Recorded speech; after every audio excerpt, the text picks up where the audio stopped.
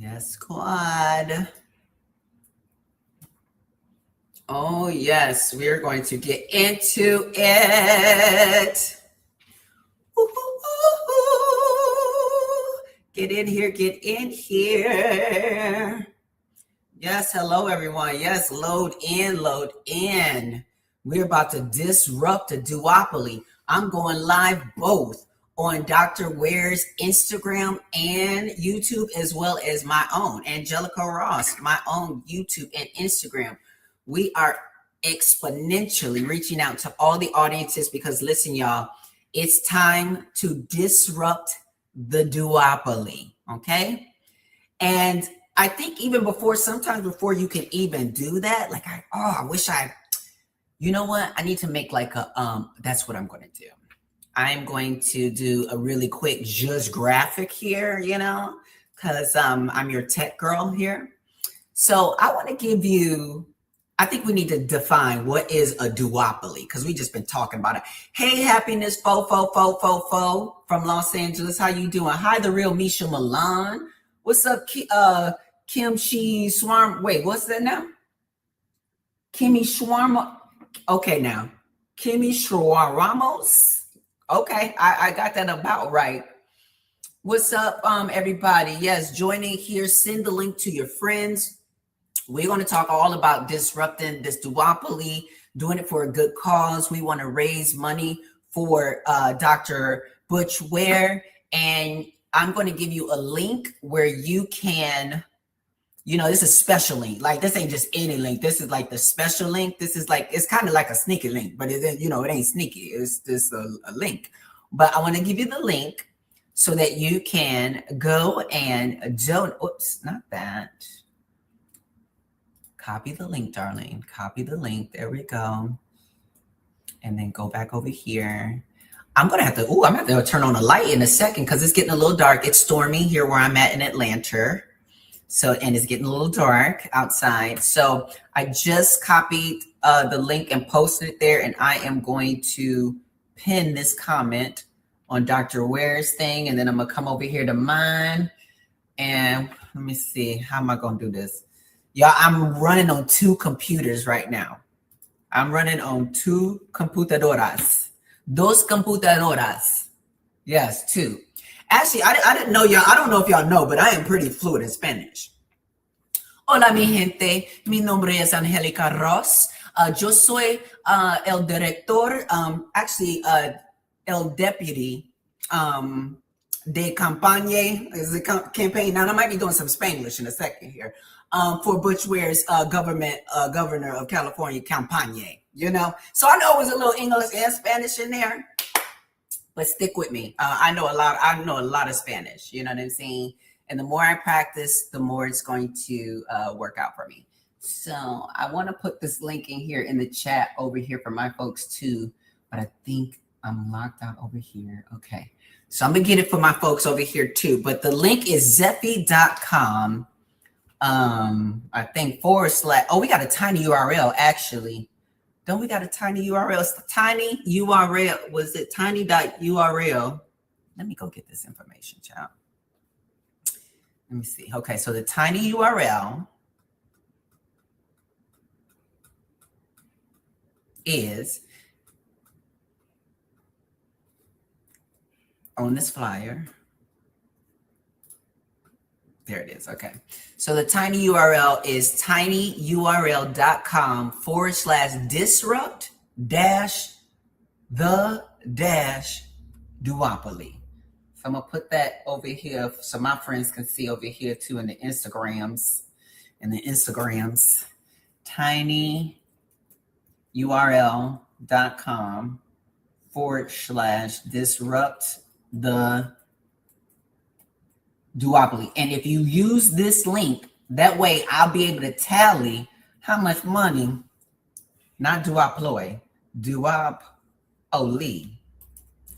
There we go. So I put that comment in there, and then I'm gonna go ahead and pin it there. So it's pinned both on both Instagrams. On YouTube, I'm about to get y'all 1 second too, because I'm actually gonna put this on the screen. We're gonna go ahead and put this on the screen. Oh, we got people commenting and everything already. Look at this. Excited to be here. Come on, Krista. Come on, Krista Renee. Is that what it is, Krista Renee? Come on, Jorge. I'm seeing the LGBTQIA colors. Jorge, thank you for showing up. Come on, Amanda Marie Brinkley. The Green Party needs more multi-streaming more often, more supporters. It's a lot of setup. Girl, it's a lot of setup, ain't it? It's a lot of setup, but we are doing the damn thing. Rolando, good. Rolando, that's one of my subscribers. How you doing, Rolando? Good to see you. Good to see you, brother. Good to see you. Thank you for joining us. Amanda says again, it would be nice if everyone would pay attention to California primaries. We need to do this forever because California really could be the front runner for the world for leading America to a better United States. Here on that. Somebody said, here I am, just sitting here, minding my own business, respecting women. We love that, child. Thank you so much for being here and respecting women. Hi, everyone. Hope Butch wins. Yes. Oh, I'm not going to put that up there, but thank you for your comment on there. Good job, everybody. Okay, great. So we're all up here. We got people in the background. We are ahead of schedule, child. So since we're ahead of schedule, why don't I just go ahead and play y'all a cute little video real quick? How about we do that? Let me play y'all a quick video real quick. After this, there is no turning back.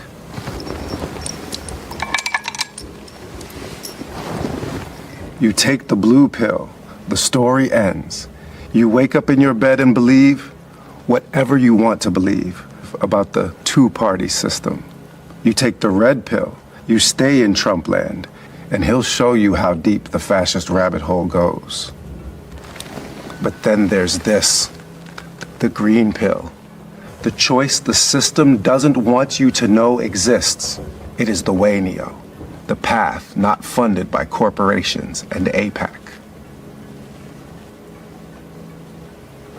Remember, I'm offering you the truth, nothing more.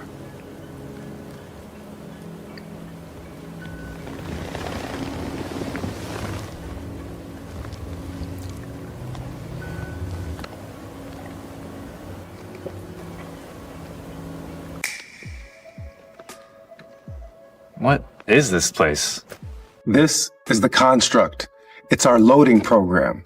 We can load anything we want.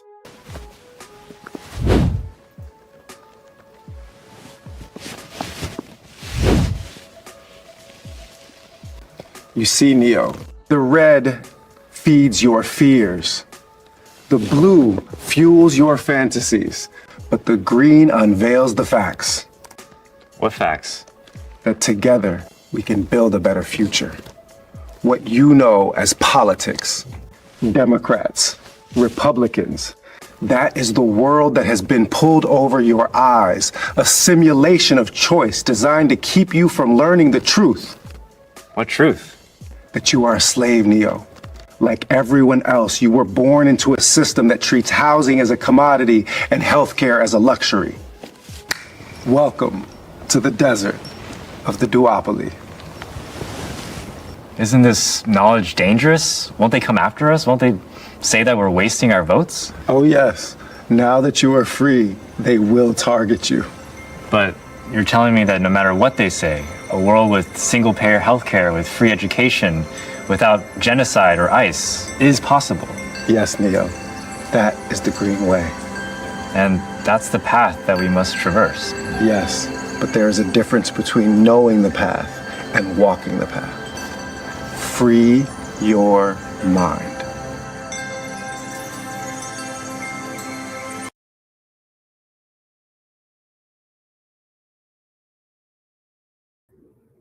I think we got more than one producer working for me. Thank you so much. I think both of us is clicking the remove button. Listen, free your mind. That's all you got to do. So first up in this conversation, we're going to bring this right in here. We're going to go ahead and bring Amon Caballo and Dr. Butch. We're both on here at the same time. We got Ahmed, who's a CEO and founder of African Stream. Baby, African Stream was my platform until they had deplatformed y'all. YouTube had deplatformed you all. Trying to silence the revolution. So thank you so much for being here. Thank you, Dr. Webb, for creating this space for us to put like minds together so we can disrupt this duopoly. I want to start right away with you, Ahmed, because you are across the pond. Am I right? Over in London? No, I'm in Nairobi. Oh, you're in Nairobi right now, Nairobi, Kenya, but you're on London time. No, I'm in Is it Nairobi time. Nairobi time? So Okay, they told me you was gonna be on London time, so we were trying. no. So it's Okay. 11 o'clock. So apologies for the pajamas and No, listen, show up however you can. We really, really appreciate it. So can you just talk to us a little bit about like what was it for you that sort of woke you up to the ways in which American politics and the duopoly was not only affecting things in the United States, but with American imperialism and things going on around the world? Perfect. Okay, so we could. What continent you want to start on? To start in the.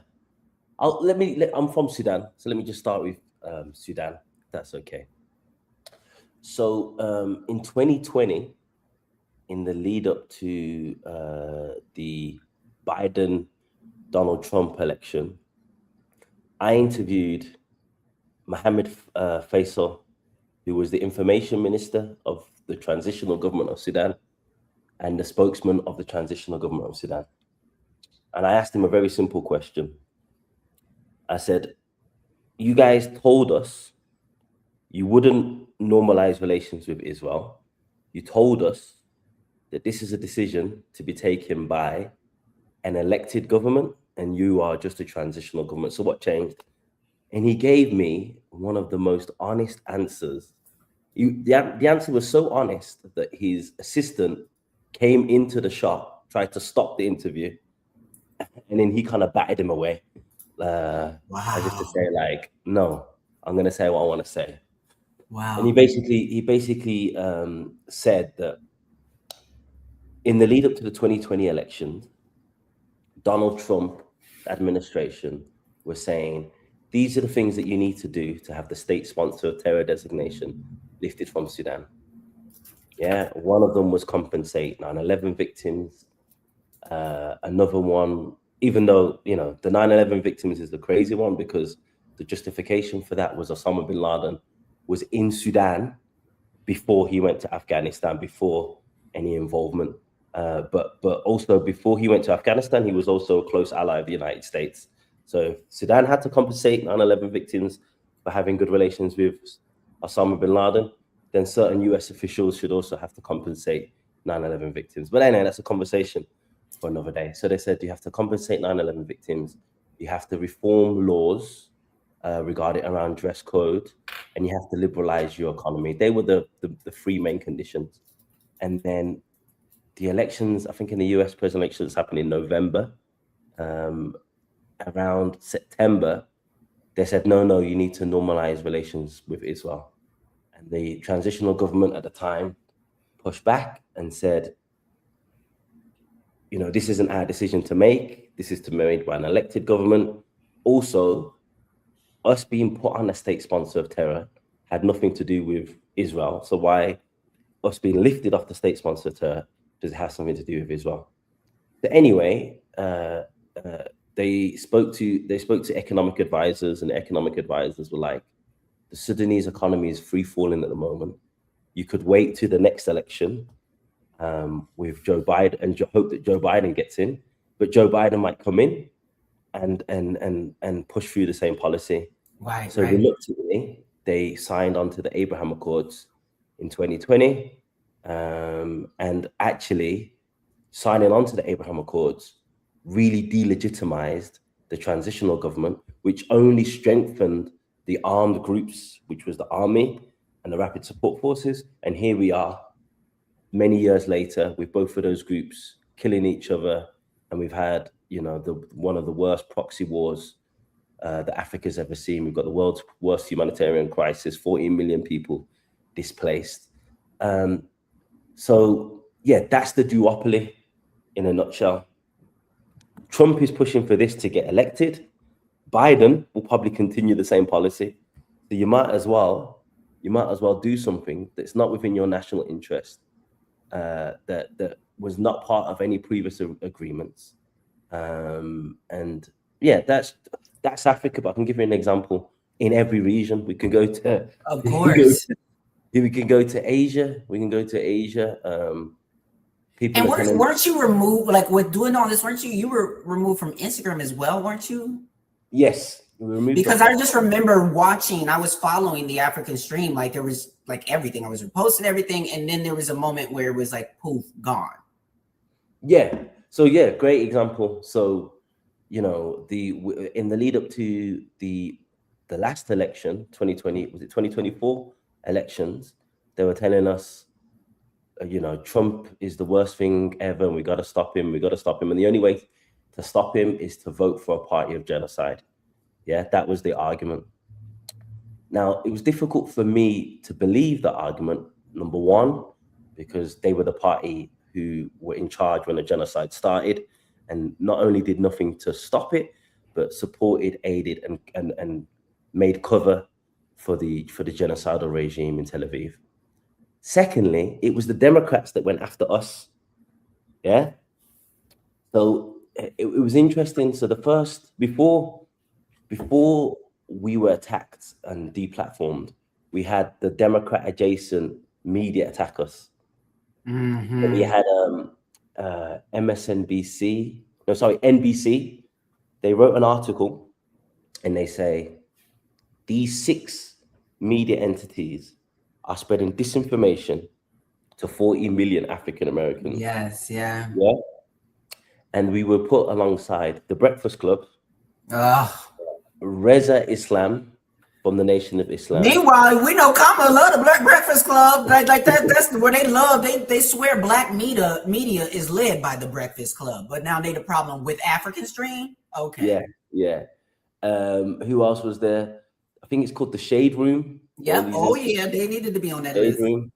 And a few of us, I forget. Wow, it was so wild. So I need to even just pause there for a second. Yeah. For the people that are listening, the people in the comment sections, everything, I need y'all to understand that African Stream was being put in the same connotation of the way it is unhelpful would be the lightest way to put it.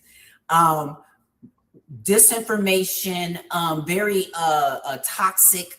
That information that comes from the Shade Room and platforms like that, they associated that with African Stream, which was actually putting out information that pretty much was uniting us as Africans across the diaspora, was informing us on our history and the ways in which historical and current affairs were prohibiting our liberation. So where are you now? How was it recovering from? Because I don't think also people understand what it's like to be on the receiving end of being suppressed and eliminated by the system or by the duopoly, and still out here refusing to be silent. What does it look like for you now in African Stream now? I mean, African Stream had to close down, unfortunately. So right. We set something else up called Sovereign Media, which I'm running now. Mm-hmm. It's a kind of a different focus. And yeah, and then we just got deplatformed off YouTube last week. Yeah. So we're based in Nairobi. There was the France Africa Summit, so-called Forward Africa Summit. On day 1 of the summit, we were deplatformed. Wow. Make of that what you will. But yeah, essentially with the deplatform African Stream, it was very clear that, you know, it's almost like that Joe Biden soundbite on the Breakfast Club, where he says, "If you don't support, you ain't black if you don't support me." Or I can't remember the exact quote that he said, but it was something along those lines. Mm-hmm. With us, it was, we're spreading disinformation to 40 million African Americans. They didn't cite a single example, but the examples for the others was all related to encouraging people not to vote for the Democrats. And if anyone followed African Stream or follows me or follows Sovereign Media, it's don't vote for the Democrats or don't vote for the Republicans, because two cheeks of the same backside, as far as we're concerned. Or 2 wings of the same bird, you know. And it's really just hard to wake up to that when you've invested so much into thinking that representation, when you see people like you in office, willing to put, to do things, but then they're also using that skin or that identity to run for cover for the system. So before we let you go, thank you, because I know that it's in the middle of the night. I want to bring back on Dr. Ware just to kind of like, even just connect the dot, help us connect the dots between what Ahmed has experienced with African Stream, what the African perspective is, why he again is standing 10 toes down, asking for the disconnect with Israel, and yet here we are here too, trying to do the same thing. Can you connect the dots for us a little bit? And I'm first of all, Angelica, thank you for everything that you've done, for the campaign, and for our communities, for our diaspora communities, for our queer communities, for all of us. And then, Salaam alaikum, Brother Ahmed. It's really, I was honored when you agreed to participate in this. As you were speaking in the first volley, I was thinking of Julius Nyerere, first president of Tanzania, who said, of course, the United States is a one-party state, but with typical American extravagance, they have two of them. Right. And that this is really what we're up against with respect to the duopoly. And I just wanted to salute you, brother, for your revolutionary work and your ardor and your effort to make sure, especially at a moment, frankly, where Black American identity was being weaponized in service of white supremacist genocide in Gaza, that was actually also shielding white supremacist genocide in Sudan, because we then later learned that the Biden administration refused to put pressure on UAE regarding their backing of the genocide in Sudan, precisely because they needed UAE support in their normalization efforts with Israel. We can't call it as Muslims Israel, because Israel is a name of honor in the Quran, but the Zionist entity that shall remain nameless.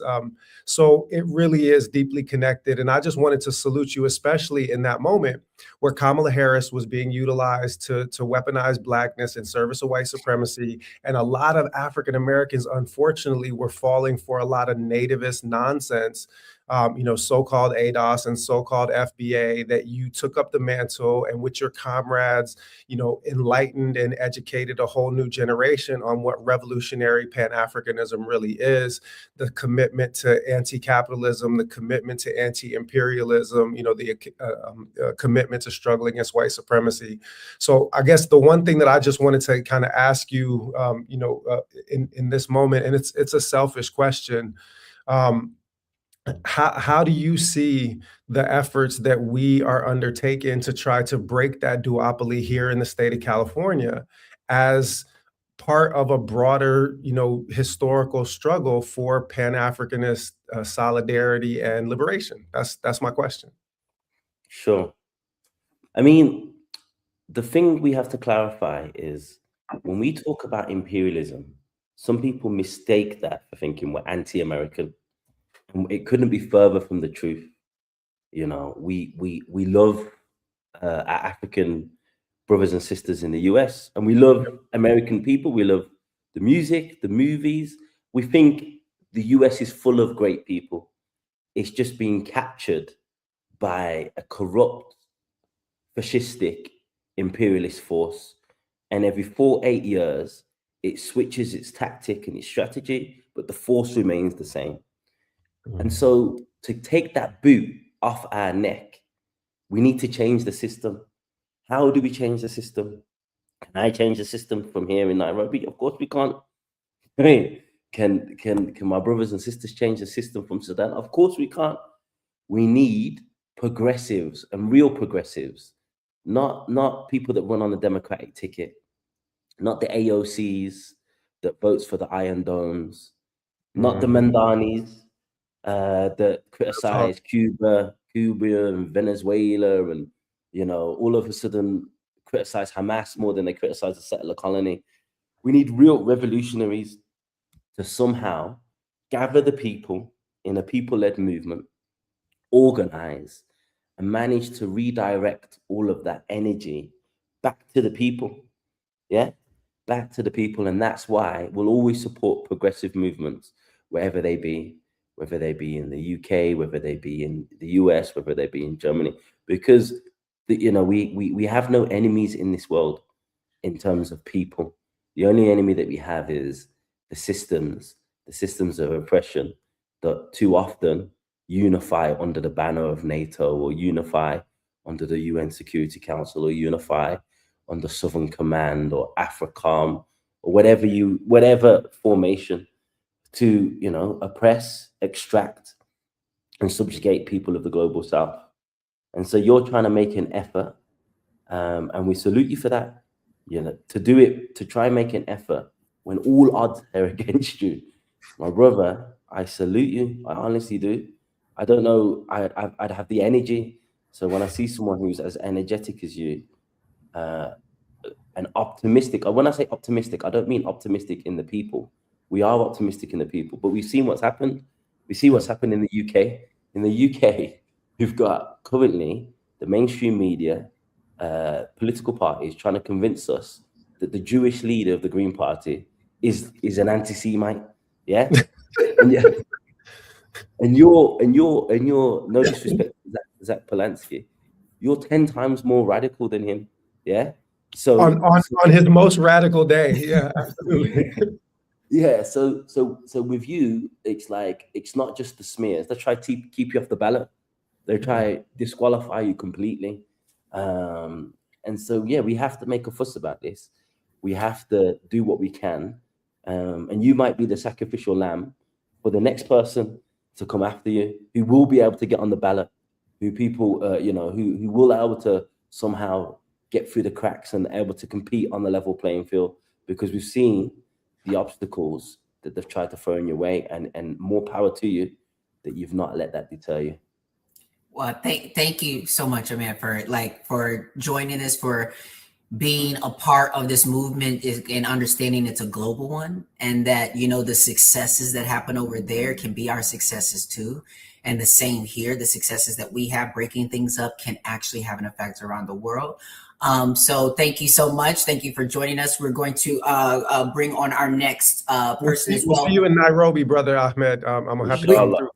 I'm definitely coming to Nairobi, because I'm actually doing a movie in Kenya. So coming up with a director there that's done something with Netflix, but we'll talk about that soon. Yes.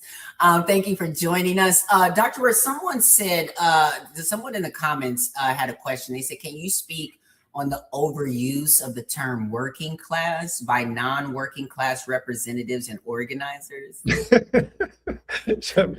I mean, yeah, and I'll jump in with one other question from the comments as well, which was about how does the questions about foreign policy affect us as Californians? And I think that this is really actually critical, especially since we started this live with a colleague and a comrade in Nairobi, precisely because of the time difference. But anytime you have something go first, it's a statement of priority. I just want people to be clear that divesting from occupation and genocide is absolutely a critical concern for Californians and for California voters across the ideological spectrum. None of us want our tax dollars to be used to incinerate kids in other countries. We want our tax dollars to be used to feed and educate and heal kids and adults and disabled people, and take care of our folk here. And that as long as we don't make the organic connection between the abuse of our resources in never-ending foreign wars and our increasing impoverishment and disempowerment here inside the United States of America, then we will never be free. And one of those obstacles that keeps people from getting free is the performative use of fake class consciousness and, you know, working class aesthetics and sensibilities by people who are in a permanent state of war with the working class. That goes for Tom Steyer, the billionaire fake progressive. And just to be clear, there are no billionaire progressives. That's not a thing, right? And I need people. Wait. Come on. Now, you're telling me you can't be a billionaire and progressive? And this fool is out here talking about that he's a class traitor. No, if you're actually a class traitor as a billionaire, then you become an unbillionaire, right? And you do not keep that money. So just to be clear, there class traitor, Lord, if I ain't never heard of billionaire class traitor, that's not real, right? And just to be clear, a similar effort is taking place with Javier Becerra, the predominant Latino candidate in the race, who is literally just 10 corporations in a trench coat, right? Meta. Didn't Meta just give him $950,000? And he's not the only one. There was another $1 million donation that came from through a PAC, through another large corporation. So just to be clear, is that the Democrat Party's goal is to play with the aesthetics and the words around working class and working class solidarity, because as Dylan Rodriguez, my colleague at UC Riverside, has beautifully said, the Democrat Party is the most effective counterinsurgency organization ever to emerge in human history. Their job is to expropriate and appropriate the energy of real working class populism and to distort it and to turn it to the ends of a capitalist, imperialist, white supremacist party. And we have to fight back. We have to. Yeah, but somebody put it in the chat. It was Uber. Yeah, Uber gave $1 million to Becerra as well. So since you're here, and we're going to have up next, I think we're going to have Amani B. We've got there. So Amani, get ready in the back there. But since we're here and talking about the things, because people like to play in people's faces. But so because a lot has been circulating the internet these past couple of days, especially because you yourself, myself, people that we run with, like Consciously, and other folks have had accusations thrown at us of being like against Black women, even though I'm a Black woman, even though some of y'all don't. I know some of y'all don't see it for trans people. Dr. Ware is not one of them. Dr. Ware believes women are women. Trans women are women, trans men are men. You understand what I'm saying? But like when it comes to these identity politics, we have seen time and time again, people come in using even like I don't want to say dog whistles, but when I hear people use "I own the prize," and when I hear people use stuff like these things that are supposed to engender these emotions from us to help us to activate and do these things, and for folks to run so much cover for Democrats that the line of integrity keeps moving, because now you want to tell people what an endorsement is, even if whether it's official, not official. But what I do know is official is Cori Bush. Yeah. So yes. Let me just be clear about this. People that are on this live will know what Malcolm means to me personally, and the way that I, kind of refer things back to Malcolm's example. Malcolm referred in the 1960s to the Black misleadership class. That's what he called it. Yes, he said, This is a class whose job and responsibility it is to keep Black people tethered to a Democrat Party that gives them nothing in return for their loyalty. So what we are witnessing today in 2026 is no different from what Malcolm criticized in the 1960s. The Black misleadership class, their job is to keep Black people on the Democrat plantation in perpetuity. And the reason why people like you and I and others, FD Signifier, who's been increasingly radical and revolutionary in his approach, who's also going to be on this call later, the reason why we're going to be subject to attacks is because the Democrat Party knows that it cannot survive so much as a single electoral cycle if it loses even 5% of the Black vote.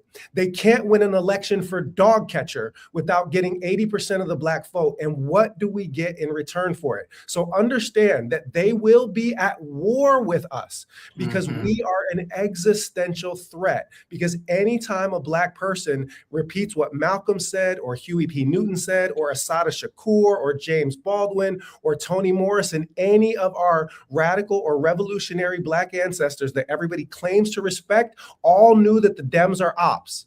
And anybody in this generation that hits refresh on that wisdom is going to be attacked. And we have to be ready to stand in solidarity against those attacks, because it's not just Black liberation that is on the line in our revolutionary resolve and a refusal to submit to that. It is the collective liberation of humanity as a whole. Because if Black folks do not get out of the goddamn way and let an actual radical political option emerge, then we we are going to be responsible for the ongoing oppression of queer people and of Chicano communities and of global communities in the global South that are being destroyed by Democrat administrations, just as they're being destroyed by Republican administrations. And I see our sister Imani being Yeah, I was about to say, because anybody that knows feels about them Democrats. So let's get anybody that knows about these Democrats, you know what I'm saying? And just like, is not really here for the BS,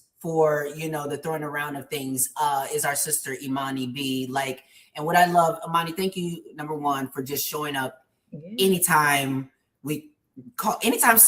It's not just anytime we call. I want to thank you for showing up for the call, period. Whether it's in DC, whether it's in Houston, whether it's in New Orleans, whether it's in Cuba, whether it's, you know what I mean? You will be 10 toes down. I want to know from you, because you and I sort of really cross paths through the House of Garcon. Mm-hmm. People don't understand. See, Dr. Ware, we're about to give you a little. See, this what people don't understand is that, like, when we talk about pose, when we talk about, the ballroom community and things like that, what folks don't understand is that you can't automatically assign homophobia and transphobia like a blanket thing to Black communities, because that won't be the truth of the full story. Because there are cisgender, there are folks who have been all kinds of identities, that have been our sisters, brothers in this community, that have been our mothers when our biological mothers couldn't step in, So I know you as my sister in the ballroom community under, the Garcon, and we, of course, slay every runway that we, sort of walk down. But when I found out, you was giving 10s across the board off the runway like this, I was like, wait a second, because I was being dragged a lot, like they were dragging Amanda Seals. I was being dragged, as they were literally calling me the trans Amanda Seals, by the LGBT plus community, saying like, why is this our problem? So for you, who again has roots in the LGBT community, in being an ally, being all these different things, when was it for you? I think I already know this question, but when was it for you that you woke up to the fact that things weren't exactly what they were portraying them to be with this Duopoly? Yeah. Firstly, thank you, both for having me. And to be honest, if you ask, I'm showing up. That's it. Yeah. That's what we do. This is a family thing. I always say that I'm blessed that I had a father who was very much starkly against systems in general. My father was a criminal trial attorney, a defense attorney who literally went to law school for the purpose of keeping our people out of the justice system.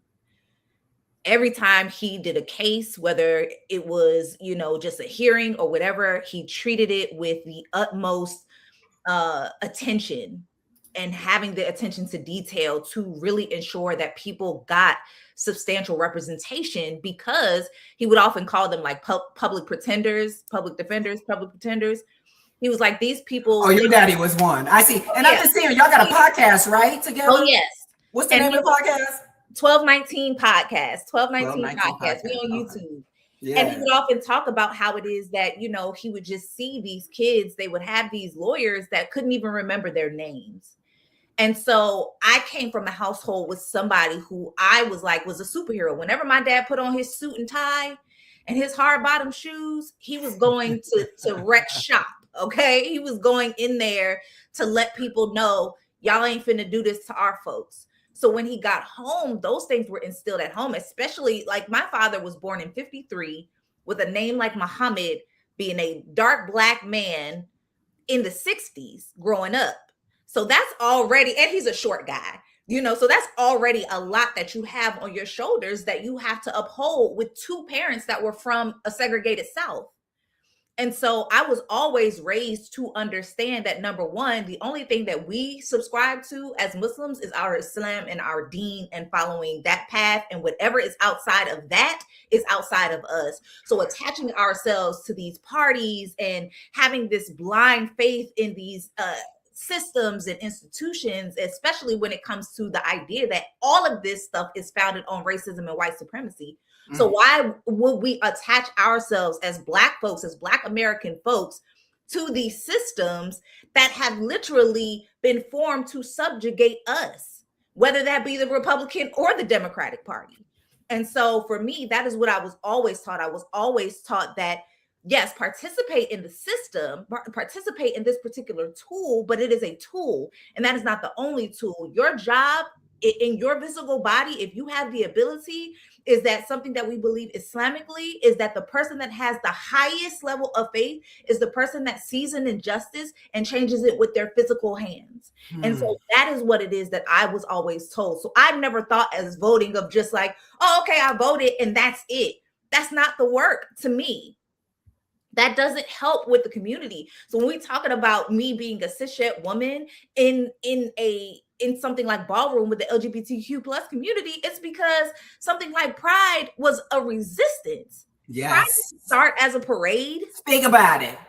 Pride wasn't like rainbows and like, you know what I mean? And until capitalism got a hold of it. Yeah. Hello. And even when we talk about ballroom was a safe haven for folks to be able, even with cis folks, just black and brown folks that needed a safe space to just be themselves and show their artistry and their creativity and be amongst people that they knew they were safe amongst. So for me, in being in ballroom, that's it. I'm finding my people, whomever they are, wherever they are. And it's funny because my father, I remember asking him, I said, Dad, when did you know, like, you were meant to do what you were doing as an attorney? And he said he was early in his career as a lawyer, and he had a sex worker, Black trans woman, and he took her case, and she said to him, this is the first time someone has ever treated me like a human being. Yeah. And he said, that's when I knew. And my dad is like the ultimate, you could say, like, you know, Black man raised, you know, in 60s, you know what I mean? Some things we still got to work with that toxic stuff a little bit. Yeah. We still got to work on some stuff. But when he said that, I was like, really? He said, yeah. He said, she told me that was the first time she ever felt like a person, because any other person that attempted to try, or she was looking for other attorneys, would not take her case and would misgender her and all other types of things. Yeah. So let me ask you this. How, because now I don't, and Dr. Reagan's chiming in this as well, because what I saw you do so beautifully, and this is why my love for you had had deepened and deepened and deepened, because I was just like, your integrity and your ability to even support those who are still coming along a little bit, you know what I'm saying? And may they're not as worse as the ones like you have been able to stay out of the trolling space, but also hold people lovingly accountable. I see you all the time, because how was it that or what do you think is the disconnect for most of the people that you run into who did not see that ICE crackdown was going to affect Black neighborhoods and Black people? I think that a part of my praxis is understanding history, which my father valiantly, like, when I tell y'all, our bookshelf in our home, we had books, right, we had encyclopedias, we had things that, like, my father would make us look up, read, and then sit down at the dining room table and discuss. Well, what did you read? Well, what does that mean? Well, how does that look? And we would always have these fruitful conversations that I didn't realize until I became adult that other people weren't having in their homes. Right. I didn't know that other people, like, didn't know about, like, the criminal justice system in the way that I did. I didn't know that people really didn't know the history of our people outside of what it is that we get in history class in this white American educational system, the McGraw-Hill version of Baby, that McGraw-Hill's books was a setup. And when I remember, like, doing projects with my father, like, even if it were history or something, he's like, we're going to do this so you can get the grade, but here's the real story. Right. And so that was always my upbringing. So when I see people now, I try my best to hold that truth and understand that, number one, a lot of people really don't have a very educated understanding of Black radical tradition.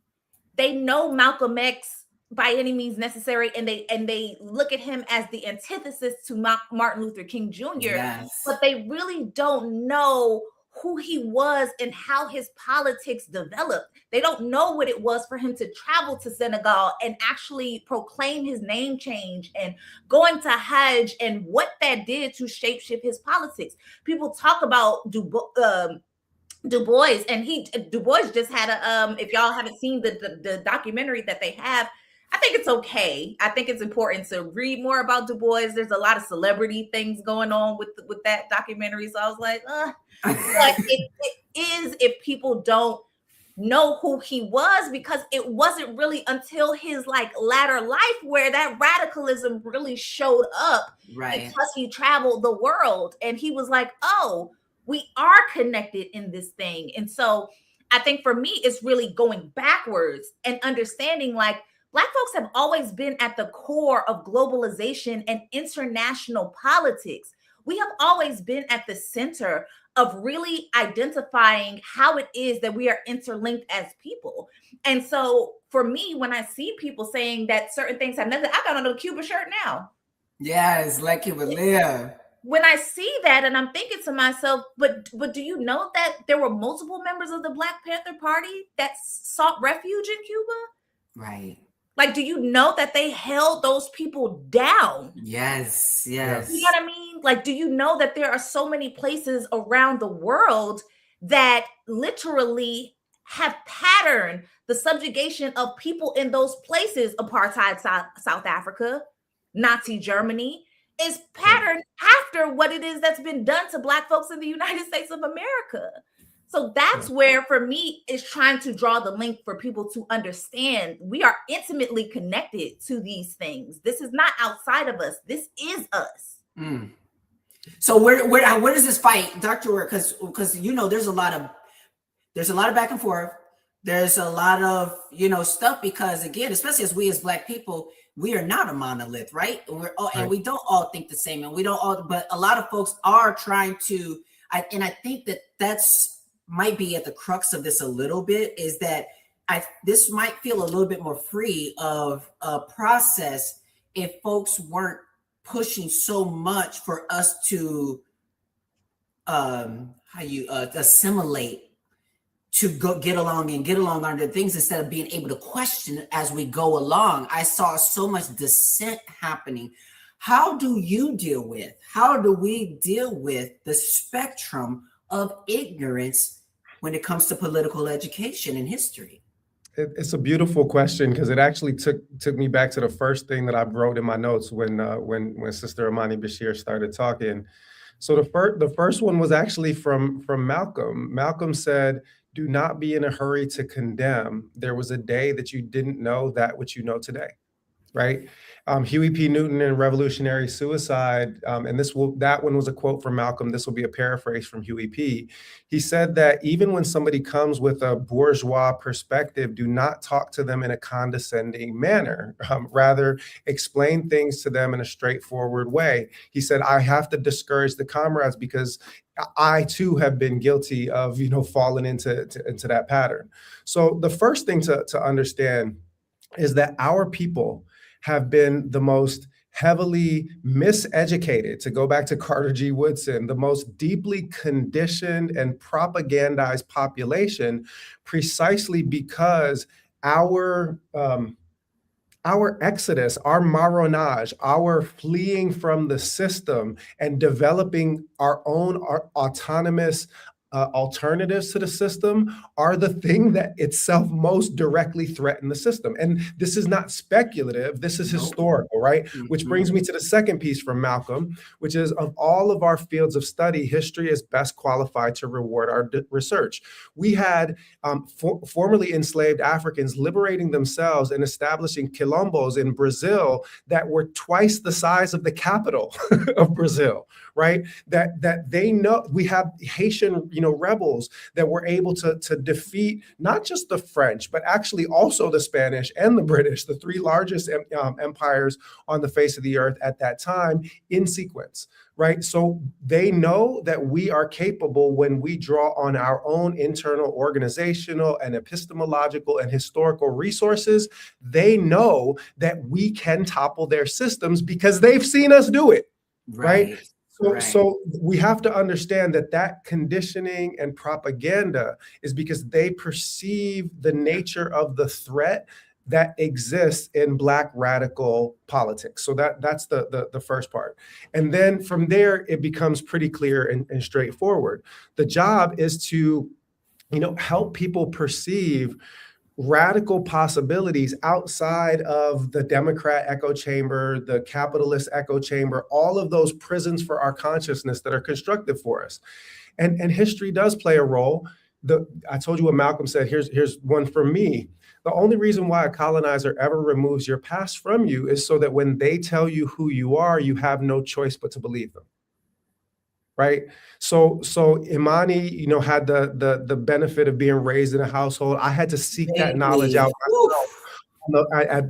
Beginning at age 15. But as soon as you unplug from those sources of miseducation and misinformation, you become a weapon. And if you can just teach, with patience and with moral clarity, right? And it's difficult because, I get attacked from all sides. I got white leftists on my neck at all times because I refuse to swear an oath on Das Kapital, right? That, despite the fact that I teach about Robeson and Du Bois and the Panthers, and do you know what I mean? But it's because absolutely. What Black radical traditions do by their nature is transgressive. We put into dialogue seemingly oppositional ideological, epistemological, and practical forces. And through our revolutionary struggle, we actually create new syntheses which were impossible previously. There's no way that the Haitian rebels should have been able to bring together Muslims and Vodun practitioners and practitioners of Congolese Christianity and Congolese traditional religions and forge a single revolutionary identity that was capable of toppling empires. But we did that shit anyway. And we're doing it right now. And we're doing it in ways that don't just liberate Black people, but that liberate all people. And we have to understand that is going to be a threat to anyone that's still plugged into the matrix.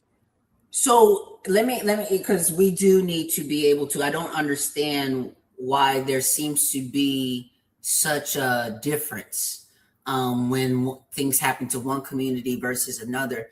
We talk a little bit just about real quickly about the recent shooting? It was at like a Muslim, was it called a synagogue or what was it? They call it an Islamic center, but traditionally it's a masjid. It's a praying area. Usually Islamic centers also have like schools and other resources for people in the community.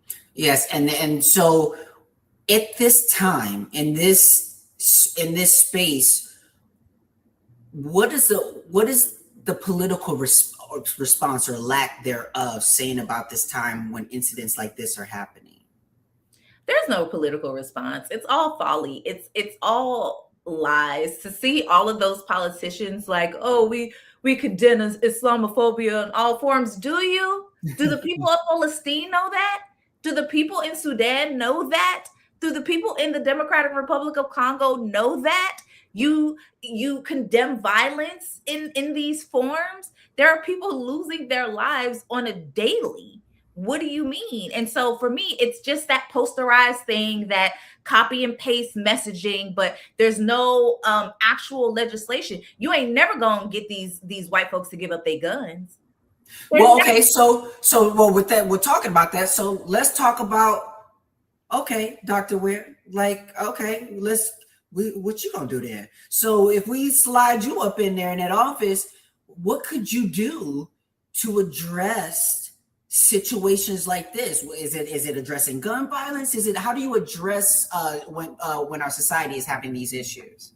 My academic sister, Saida Grundy, was kind of publicly, academically lynched in 2015 when she said we never have a conversation about the most dangerous demographic in the American electorate, which is young white men.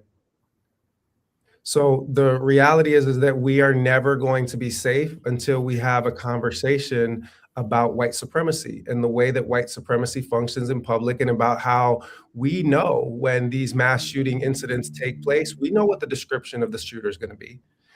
Right?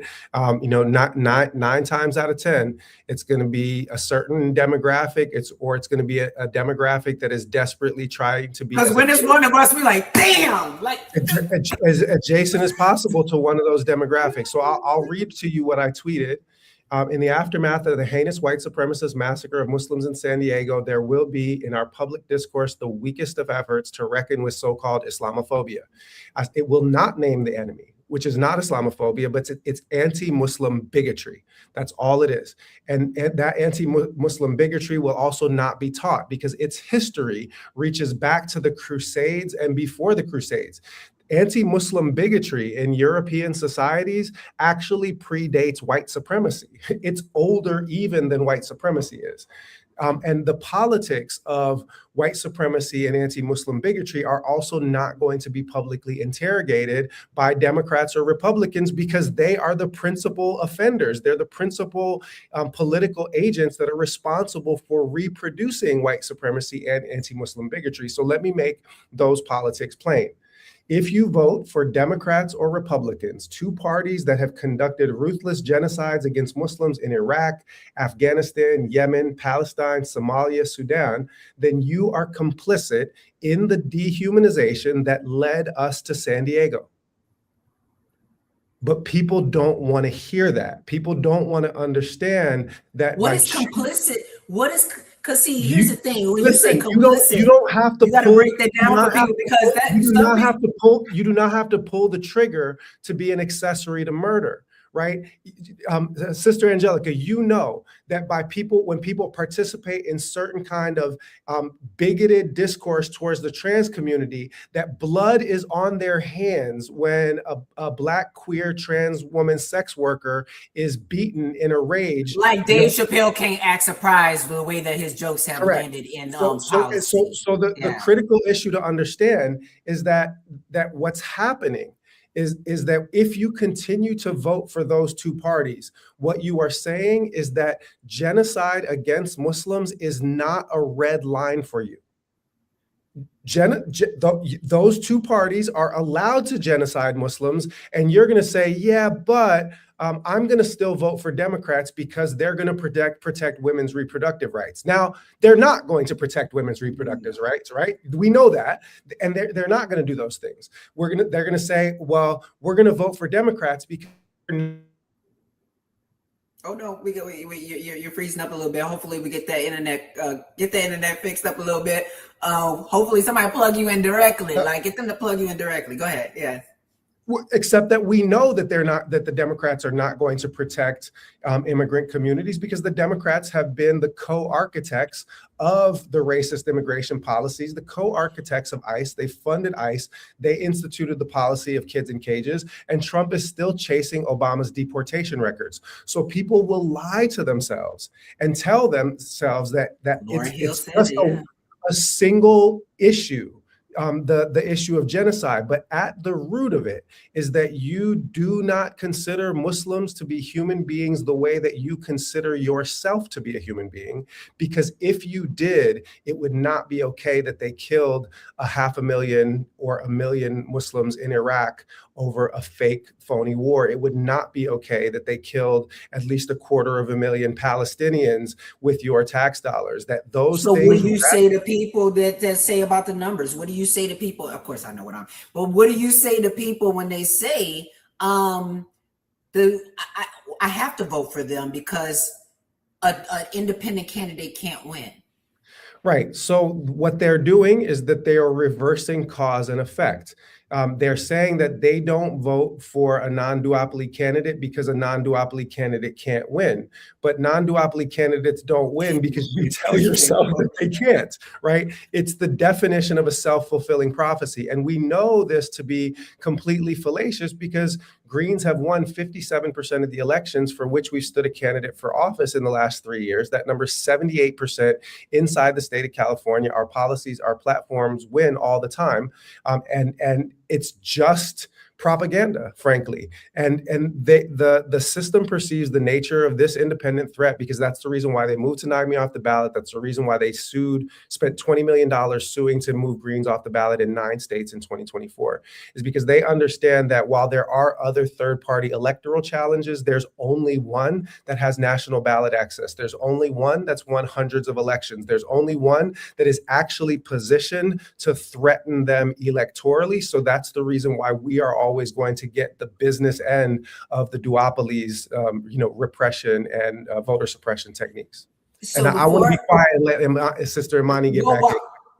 So I would say before I let Imani go, because we've had her, but before I let you go, I want you both to sort of chime in on this question as Muslims. I would love to, because I know that accusations have been thrown at Dr. Ware, but I know that, well, you, Imani, have the same faith. Where for you does abortion rights sit for you and your faith? Like, because, again, some people use their faith as reason to say they can't support, a woman's right to choose. And I know some people like to go off of misinformation, and just because you are Muslim, think that you have a certain perspective when it comes to abortion. So can we hear directly what your perspective is on abortion?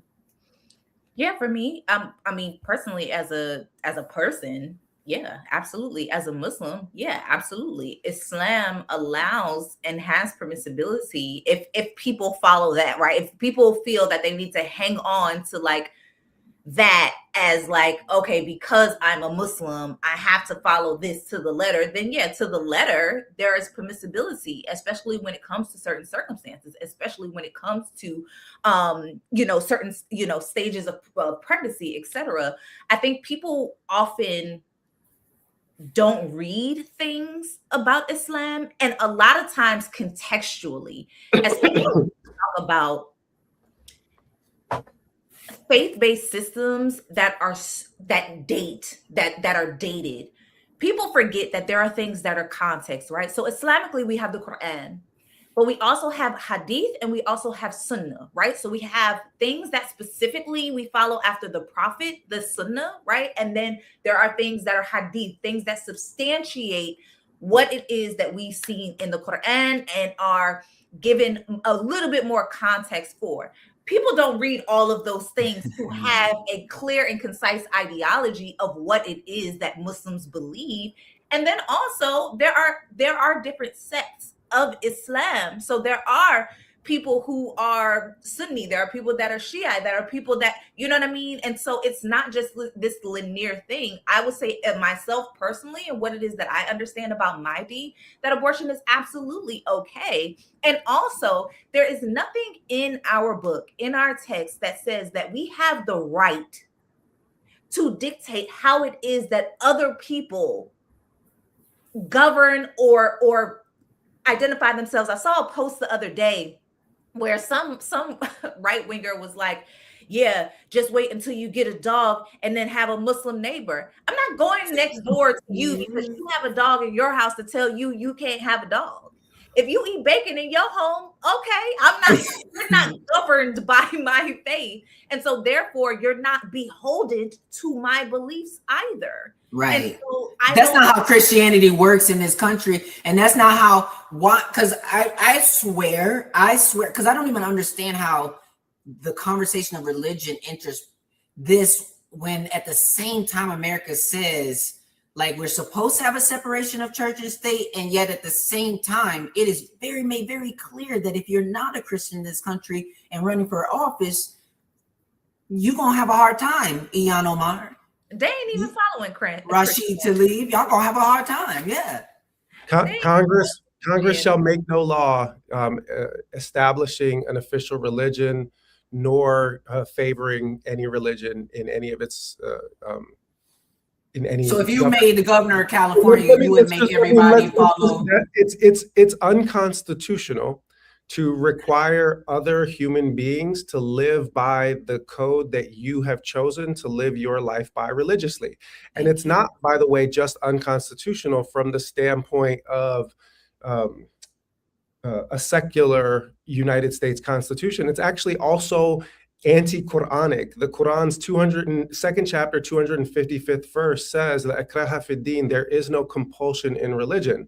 So the reality is Muslim societies have 1400 years provided for freedom of conscience, freedom of religious expression across time and space, and the conflation of contemporary white Western Christian nationalism with religiosity is a huge, a fundamental problem. So that there are some Muslims that think of Islam as a conservative religion, whereas for me, Islam is the basis of my radicalism. It's the basis of my anti-imperialism. It's the basis of my radical commitment to human beings' personal dignity, their sacred dignity, and their sacred dignity to choose the life that they want for themselves. That for me, that is based in my faith. It doesn't come for me from another source. That's what the Quran tells me, and that's what the tradition tells me, and I believe in that. With respect to the specific question, I marched at age 9 against domestic violence, Take Back the Night, because I'd seen my father put hands on my mother. And I marched with my mom at age 13 for two things, for the Equal Rights Amendment and for a woman's right to choose. And I've been pro-choice my entire life. And the lies that people tell about me are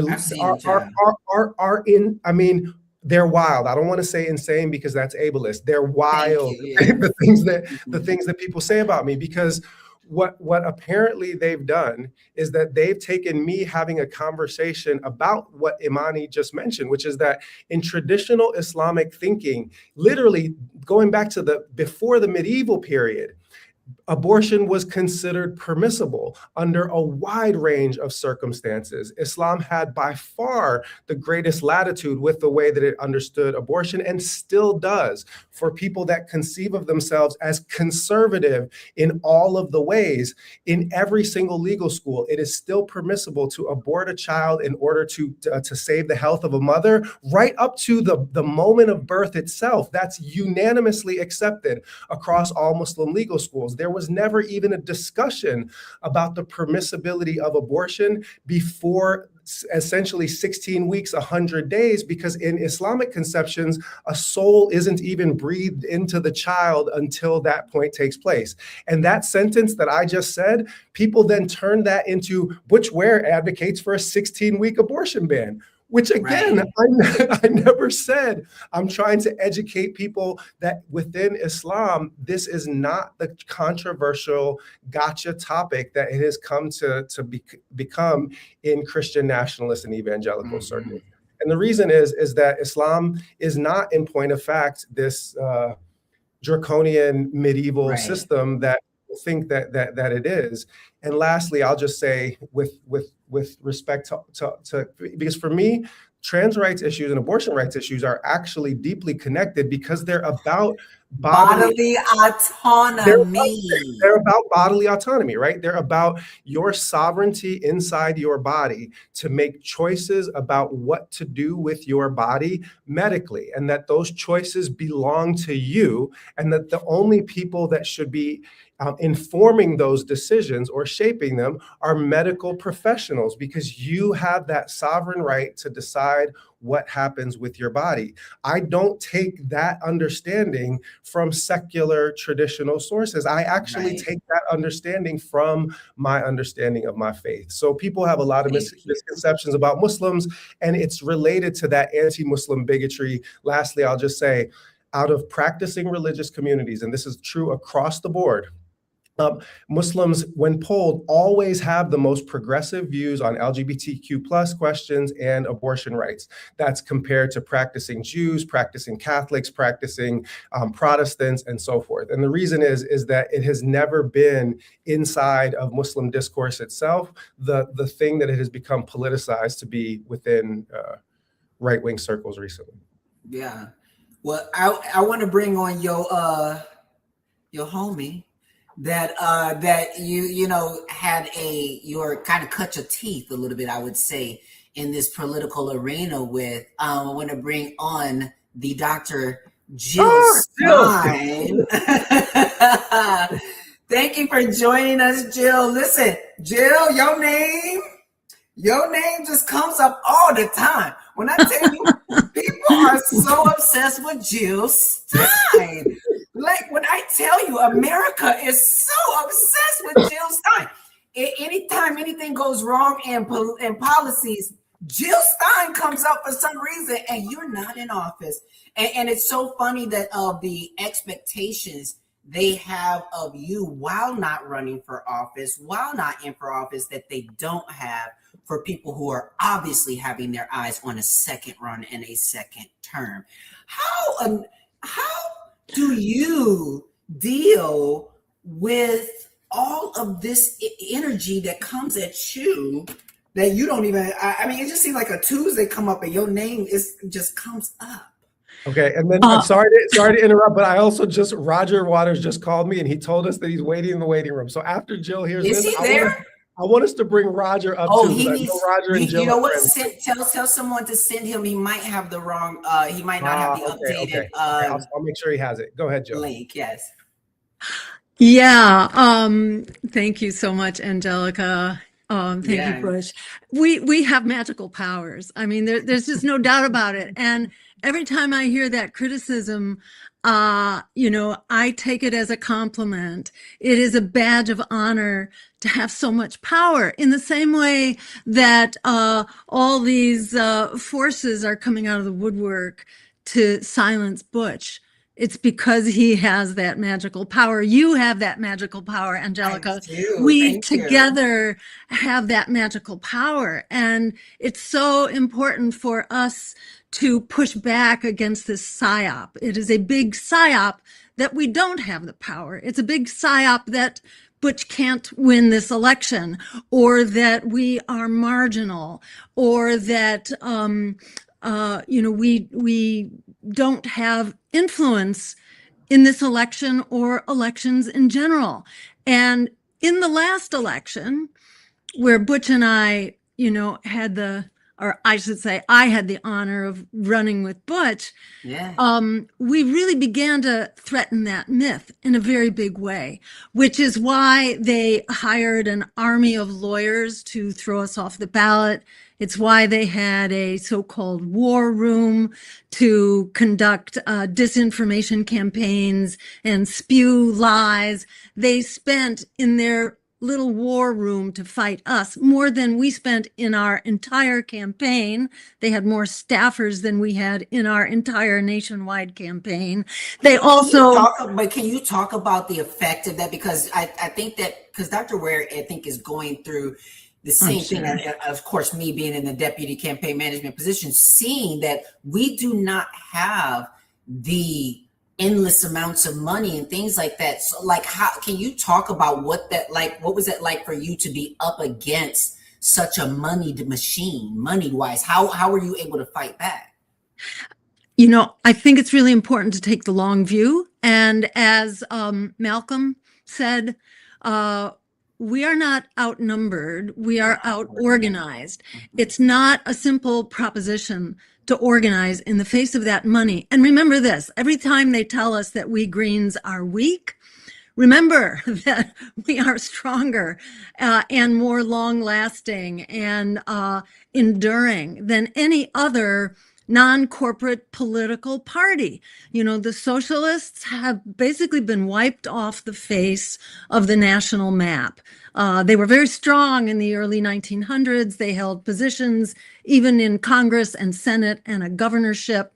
but then they were basically removed from the ballot by the same tactics that are used against us and that are used against all non-corporate parties now. You have to buy your way in to our government, and it takes more and more money than ever, in the same way that money is more and more concentrated into fewer and fewer hands, where Jeff Bezos or Elon Musk, just one of them, has the equivalent pile of money that the lower 50% of the whole American population has. So they have so much money, and it gets more and more all the time, which then gets translated. Now it's mostly by way of super PACs.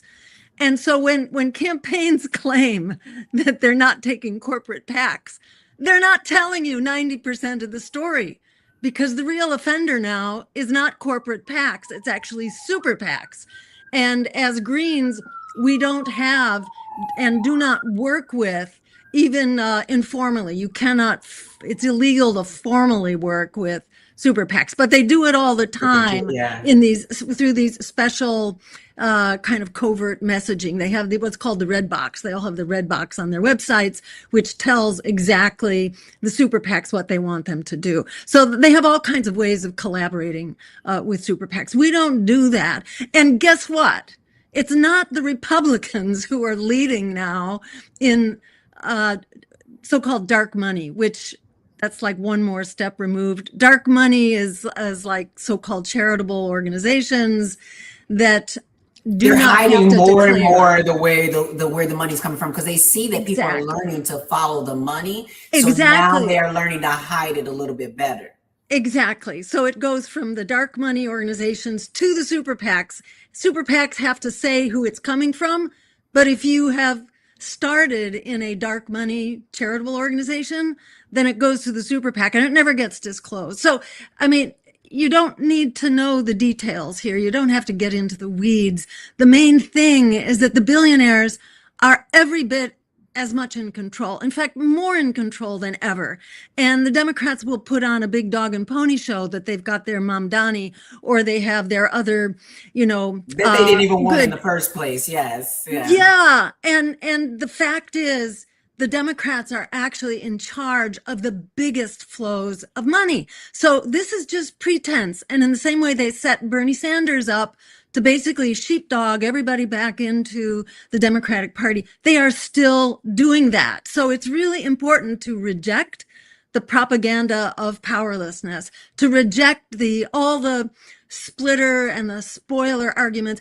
The biggest constituency that's not being heard are non-voters, who are largely younger, of color, and low income. That's about, in some elections, well, it's 50% speaking of that demographic, though, let me ask you a question as a white woman. Let me ask you a question who has been in the Green Party for as long as you have. What do you say about the criticisms of the Green Party's having a history of anti-Blackness, or not necessarily focusing on Black and brown issues? It seems like now, to me, it seems like what has happened is that the Green Party has also become very popular because we looked around and was the only one that was willing to have pro-Palestine, pro-LGBTQ, pro-everybody under one umbrella. But there still seems to be, we see online, this problem with some anti-Blackness within leftist and Green Party spaces. Right. And let me add pro-reparations in before I ran, which I think was the 2008 campaign. We had 2 African-American candidates for president and vice president. And remember, the Democrats have been infiltrating forever, you know, in the same way that they infiltrated, the Black Panthers. You know, Democrats are experts at infiltration and, sort of creating firestorms within the party. And that's been going on forever too. So, I mean, if you look back at what actually gets adopted as our agenda, you know, it's entirely pro-Black and African-American and people of color. But yeah, there are strands of disruption throughout the Green Party, as there are really in all parties, yeah. anti-imperial, anti-racist, anti-white supremacist parties. They're going to try to break you up. So, I think it's very important to actually look below the surface and, try to understand what's really going on. And I think our agenda has been very clear in the same way that we were the first national political party to, to support Palestinian rights, to support the right of return, to condemn occupation and Zionism. We were doing that. Ralph Nader was doing that in 1996. Nader, who is of Lebanese descent himself. So we had a very clear stance, really condemning Israel and its history and its actions and supporting Palestinians from the get-go. And we've only been more confirmed and outspoken in supporting, a one-state solution with democratic rights for all people from the river to the sea, in opposing not only Israel's ongoing genocide in Palestine, but also Israel's expanding genocide, not just into the West Bank, but into Lebanon and beyond, because there is this concept of Greater Israel, and the war on Iran really should be seen as part of that extended war for Greater Israel. The greatest threat to peace and stability, not only in the Middle East, but around the world, is Israel. And remember, we are actually winning in the court of public opinion. We sure are. Israel is now at the bottom. A poll of like 165 nations around the world and some 100,000 people shows that Israel is now at the bottom. And guess who's right behind them? It's now the US. We were we were on top of the world. We are not anymore. And I guess that's the main thing, that I want to say here. We're taught to think of ourselves as outsiders, as as railing against the system from the outside, but actually the world is with us. And the American people are also with us on the issues. The Democratic and Republican parties have absolutely crashed and burned. They are tanking, in the same way that Trump is. And who's lower than Trump? The Republican Party. And who's lower than the Republican Party is actually the Democratic Party, in spite of all the evils that Trump is bringing into our lives. It's the Democrats that are most reviled. And they're all benefiting. Are. Yes. So let me ask you this. You have spent all this time, and thank you so much for just everything that you have given to this movement to help break up this duopoly. You have woken so many people's eyes up, mine being one for sure. When you were running and you decided to choose Dr. Ware as your running mate, what would you say to people right now who need to make that decision to vote for Dr. Ware, to support his campaign, to give of their time or energy or money? Why would they vote for Dr. Ware? What was it for you that showed you that he has what it takes to help lead us in the right direction? All it took was my first conversation with Dr. Ware to persuade me that he is leading the charge. It's not like we need to bring him in to do that. He's already doing that. And his life has been spent, I think, preparing for this role.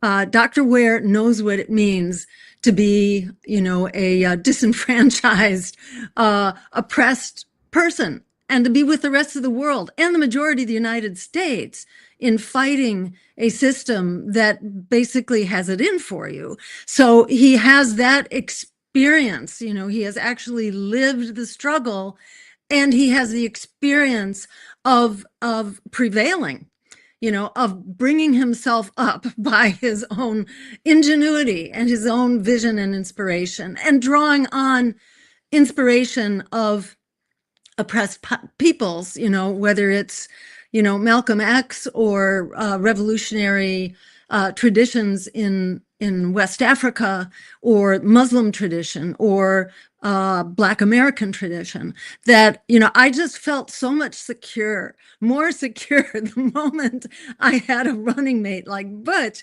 who knew kind of the history as well as had the experience of it. And I will just say that Butch is one of the most rational, well-informed, kind and loving people that I have ever known in my life. And there could be no higher qualification for higher office. And to me, it's not so much a matter of selling Butch as it is a matter of selling ourselves, to remind people that we matter. This election is about us, and it's not just about people in California. This is about all of us, all over the country and all over the world. But if you're in this country, if you are a citizen or a permanent resident or a green card holder, you can contribute. And while Butch doesn't take, PAC money, and he doesn't collaborate with super PACs, which are the real evil in this game, and he doesn't take dark money, he needs some resources. We need some money. Yes. We do. And we need to be able to print flyers and put them into the hands of people. If you want to help more, beyond what you can contribute, you can also help with phone banking. This is about getting the word out that we, the people, actually have a fighting chance in this election in California, which is about all of the issues that we're all struggling with, for healthcare as a human right, for rent control, for social housing, to end genocide and our support for it, to initiate a billionaires tax and beyond. This is about the real solutions, many of which were actually launched by Greens. Yes, for the first time, they were launched, like Ralph Nader is the I one love how who they put stole the Medicare new for Green all. Deal too. Yeah. Exactly. Remember, I was ridiculed in 2012 by John Oliver for suggesting that we eliminate student debt and make public higher education free. That was a big joke. Thank you, John Oliver. To me, it's such an honor that we are worthy of their ridicule, and they keep trying to punch back. That should be an affirmation of how strong we are. It's an affirmation that we have the numbers. We've seen over and over again that Democrats and Republicans collaborate on genocide, on empire, on colonialism, on racism, on white supremacy, on ICE, where the Democrats, they want these so-called reforms. They won't actually call for ending ICE. ICE is an illegal and criminal organization. It's not capable of following rules. So, the solutions that we have put on the table are the only solutions that are going to work. So you might as well vote on behalf of yourself and on behalf of a living wage and the right to a job, a good wage job, as a human right, the right to rent control and social housing. We have these rights. They're on the table. And remember, we're not only winning in the US, we are winning in the court of public opinion around the world. This is the time, like the people of Bolivia are standing up right now to basically, kiss off to the US installed puppets. People are doing that around the world. China has just now, delivered food to rescue 10 million people, as Mexico has, Mexico, little Mexico to our south has just delivered not only the right to affordable housing, which they are in the process of building right now, but also on Medicare for all. They have now guaranteed health care. Pretty soon, you are just going to see the floodgates of migrants opening from the U.S. going to Mexico. Going to Mexico for better health care. Rights. Yes, health care and housing and so much more. So remember, we do have the power, and this is one race.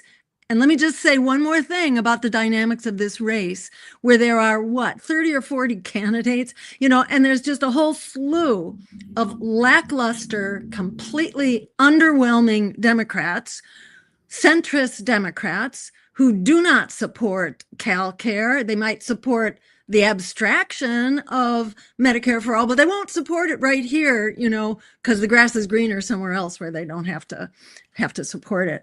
To support, rent control and so on. and the billionaires tax. Butch is the only one, who's supporting the things that people are literally dying. And that will save our lives. Yes, that will save our lives. They are all splitting the centrist vote with each other. It doesn't take a humongous vote.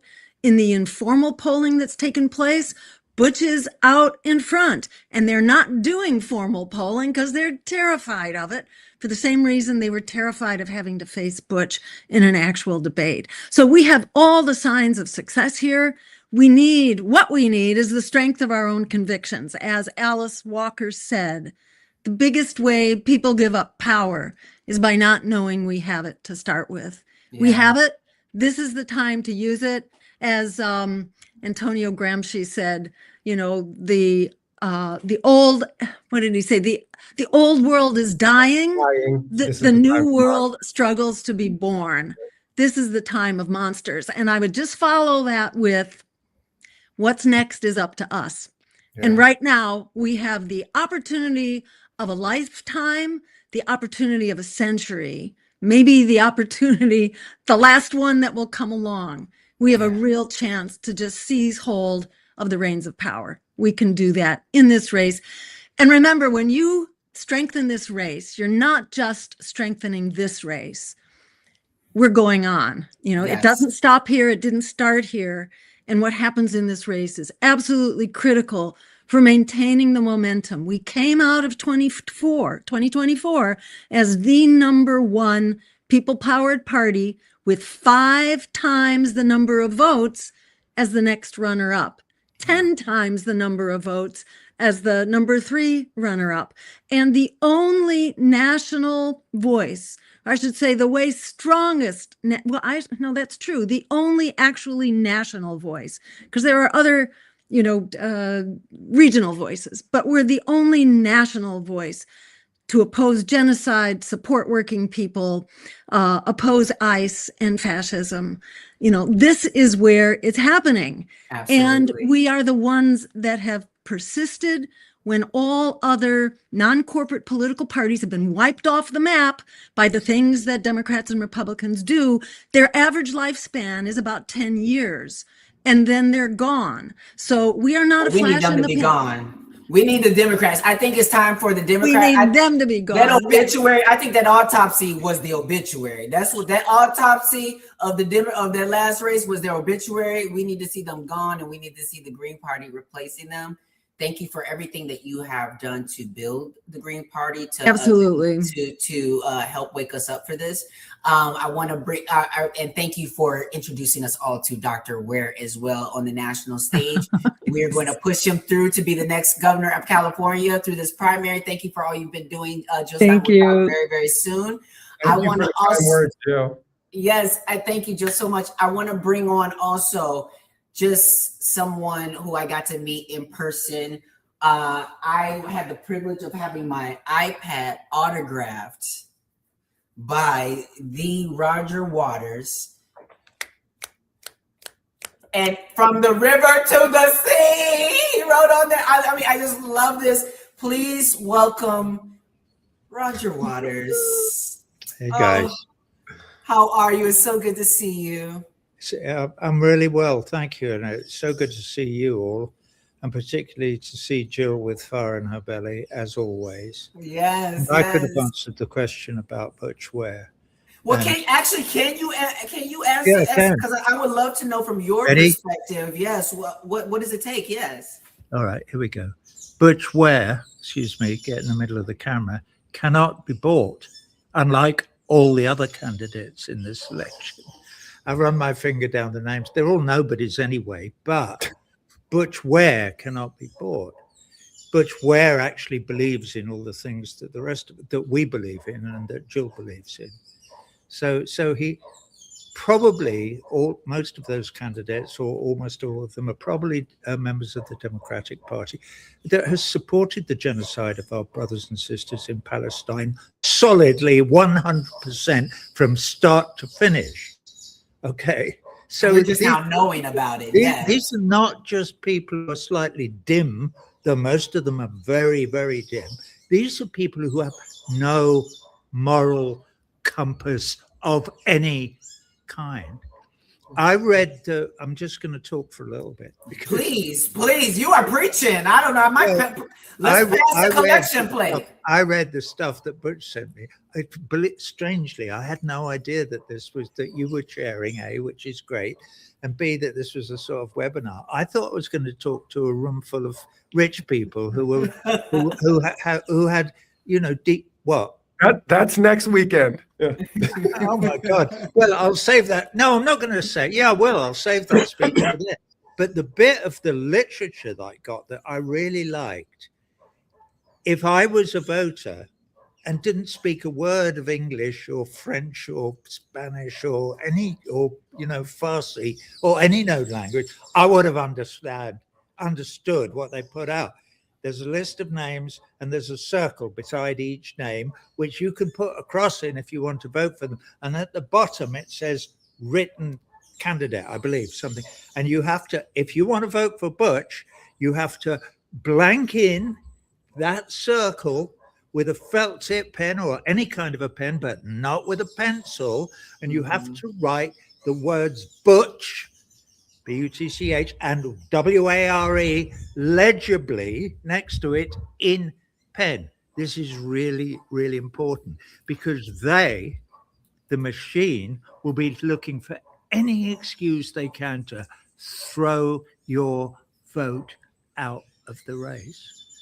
Now the fact is, and whoever's watching this webinar needs to spread this around to every single person that they know, that if we get our brothers and sisters to do that on the 2nd of June, which is when polling day is, or before, you can send your votes in before. This can be written, it can be sent by post. If you all vote, Butch will, without question, be in the top 2, which is all we need to achieve in the primary. It's a foregone conclusion, but only if you do it. It's in your hands. This is the biggest moment in any of your lives.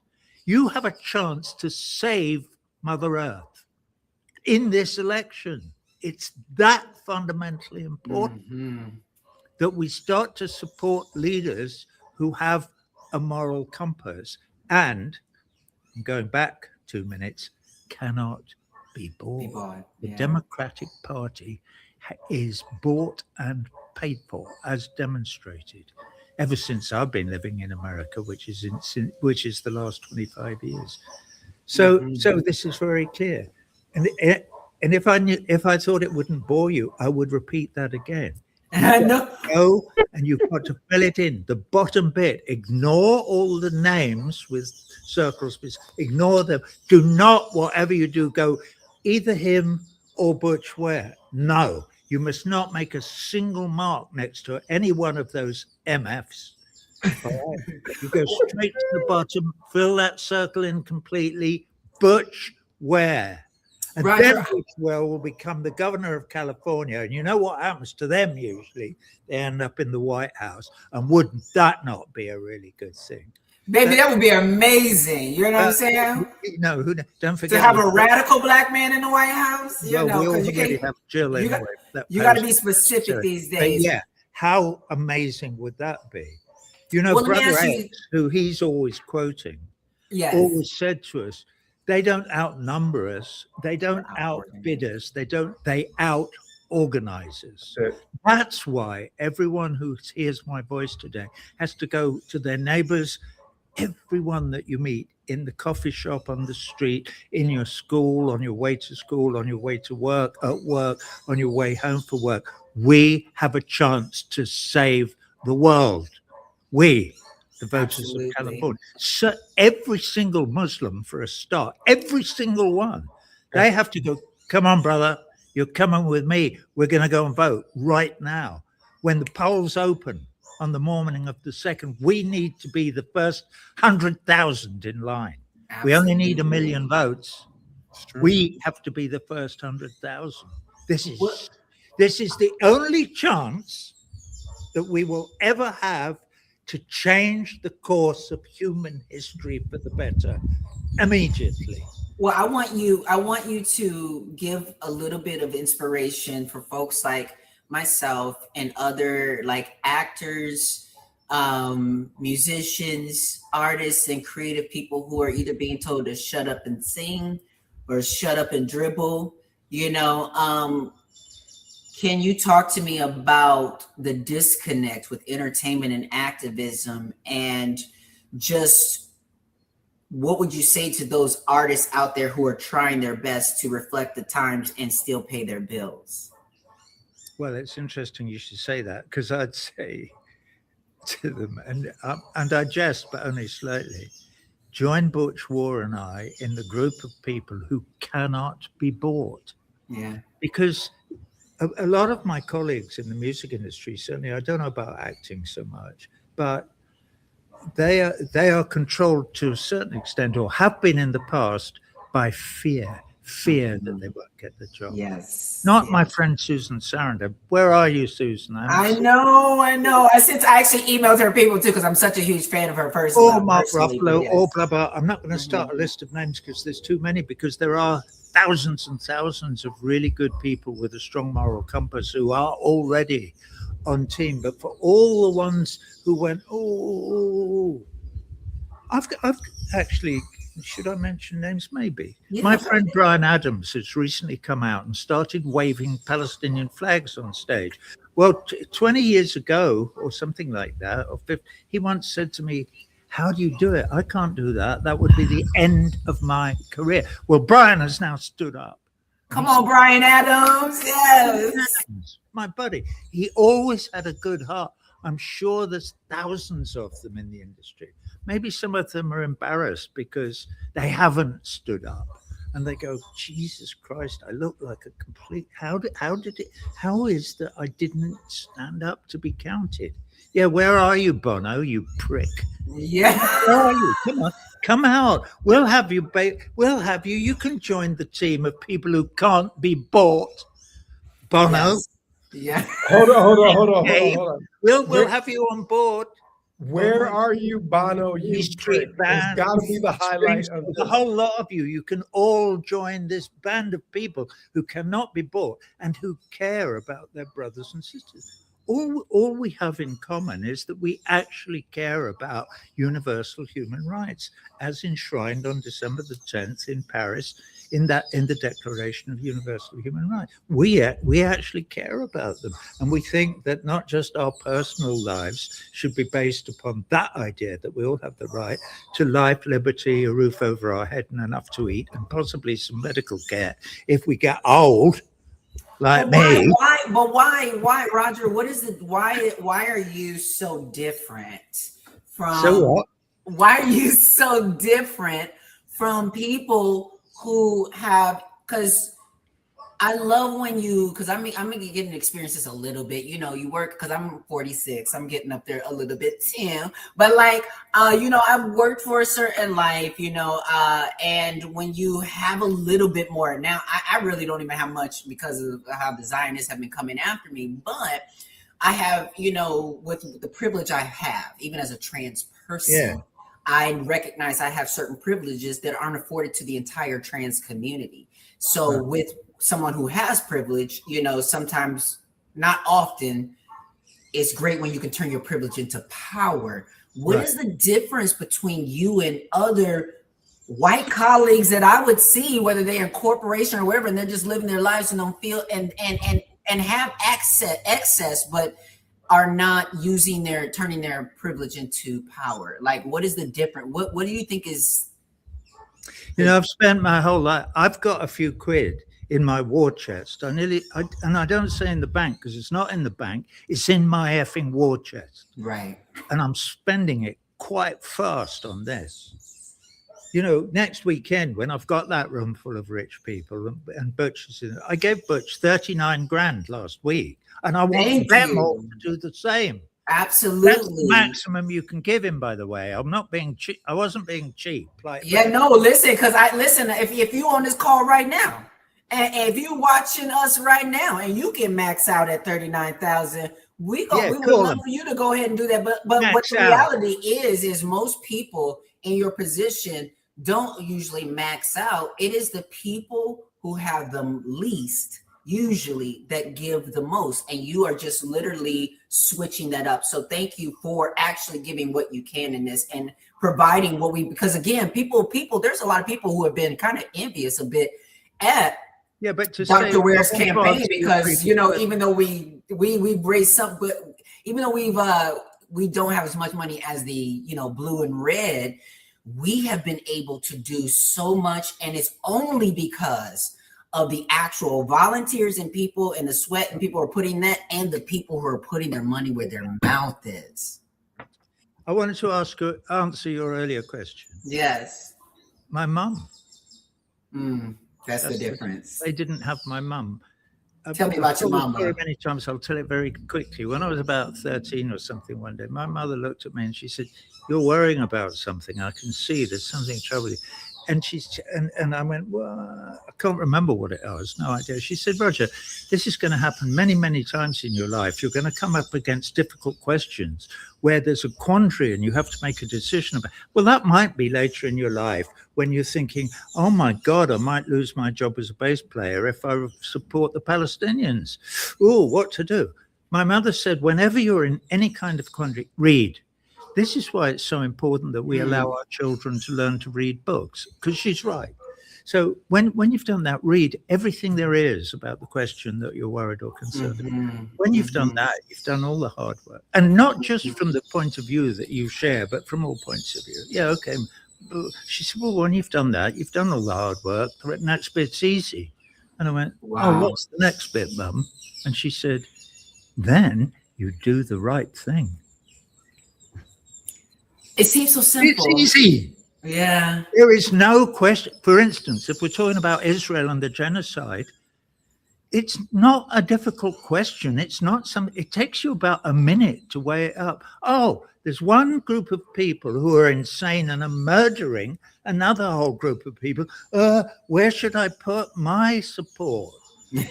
Which side am I on? It's not rocket science. You have to be insane to support Israel. Insane. That, like the Democratic, all the Democrats are insane about this one issue. Why? APEC. That money makes a girl do some shady things. Their money makes the general public not put Massey back in Congress. Yeah. That's what their money does. It does that. They've bought Congress. Congress is completely bought and paid for. This is wrong. That's why the voters on the 2nd of June have a chance to change the entire course of human history, because this could be the turning point for the whole world to stop becoming humane and to run on the principles that the only things important to us are love and truth. And that is the end of it. Well, thank you so much, Roger. Do you want to say anything before we let Roger go? I would only add, human dignity, right, to the end of that we're willing to fight for our brother or sister or non-binary sibling in humanity, because we want them to be afforded the same dignity that we want for ourselves. This is just basic golden rule stuff. And I will wear what you put on me, Roger. It's true. I can't be bought, because they don't have anything that I want more than I want dignity for humanity. They don't have anything that they could offer me that would be worth my soul in return for it, right? And ultimately, that's what this is. And this is not a movement that's about me and my personal integrity or personal morality, but it is required that leadership have personal integrity and morality.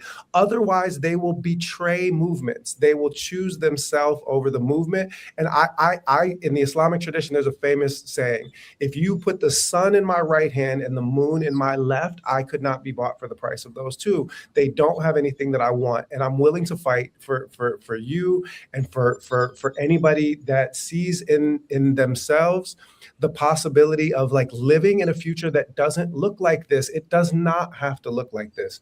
We do not have to have people starving while some have a million or a billion times more than they could ever eat. We can build better, and we can do it now. So thank you for your support, Roger. Thank you for putting your money where your mouth is and making that max donation, and for always showing up and for singing for us at the concert in San Leandro. Love you like a brother, and thanks for everything. Love you too, brother. Thank you, Roger. All right, so now we are going to bring on our brother who has just been really shaking up the internet. Has kind of probably made YouTube his bitch, you know. It just is. I mean, like this man, millions of views on all these videos. Let's bring up to the stage FD Signifier. What's going on, bruh? What's going on, people? Thank you for having me. Yes, thank you so much for answering the call, for jumping in last minute for us to, raise some money here to disrupt this duopoly. You are someone who is able to say some things, because you have been able to say some things that I have been figuring out how to tip my toe on, talking about the impact of Tyler Perry or the impact of Beyonce. And these are videos these videos have millions of views. Why do you think it is that you have been able to sort of not only gather the attention of folks around this conversation, but to actually not get stung? Because I think it seems like you're still living. So to not get stung by knock on some wood.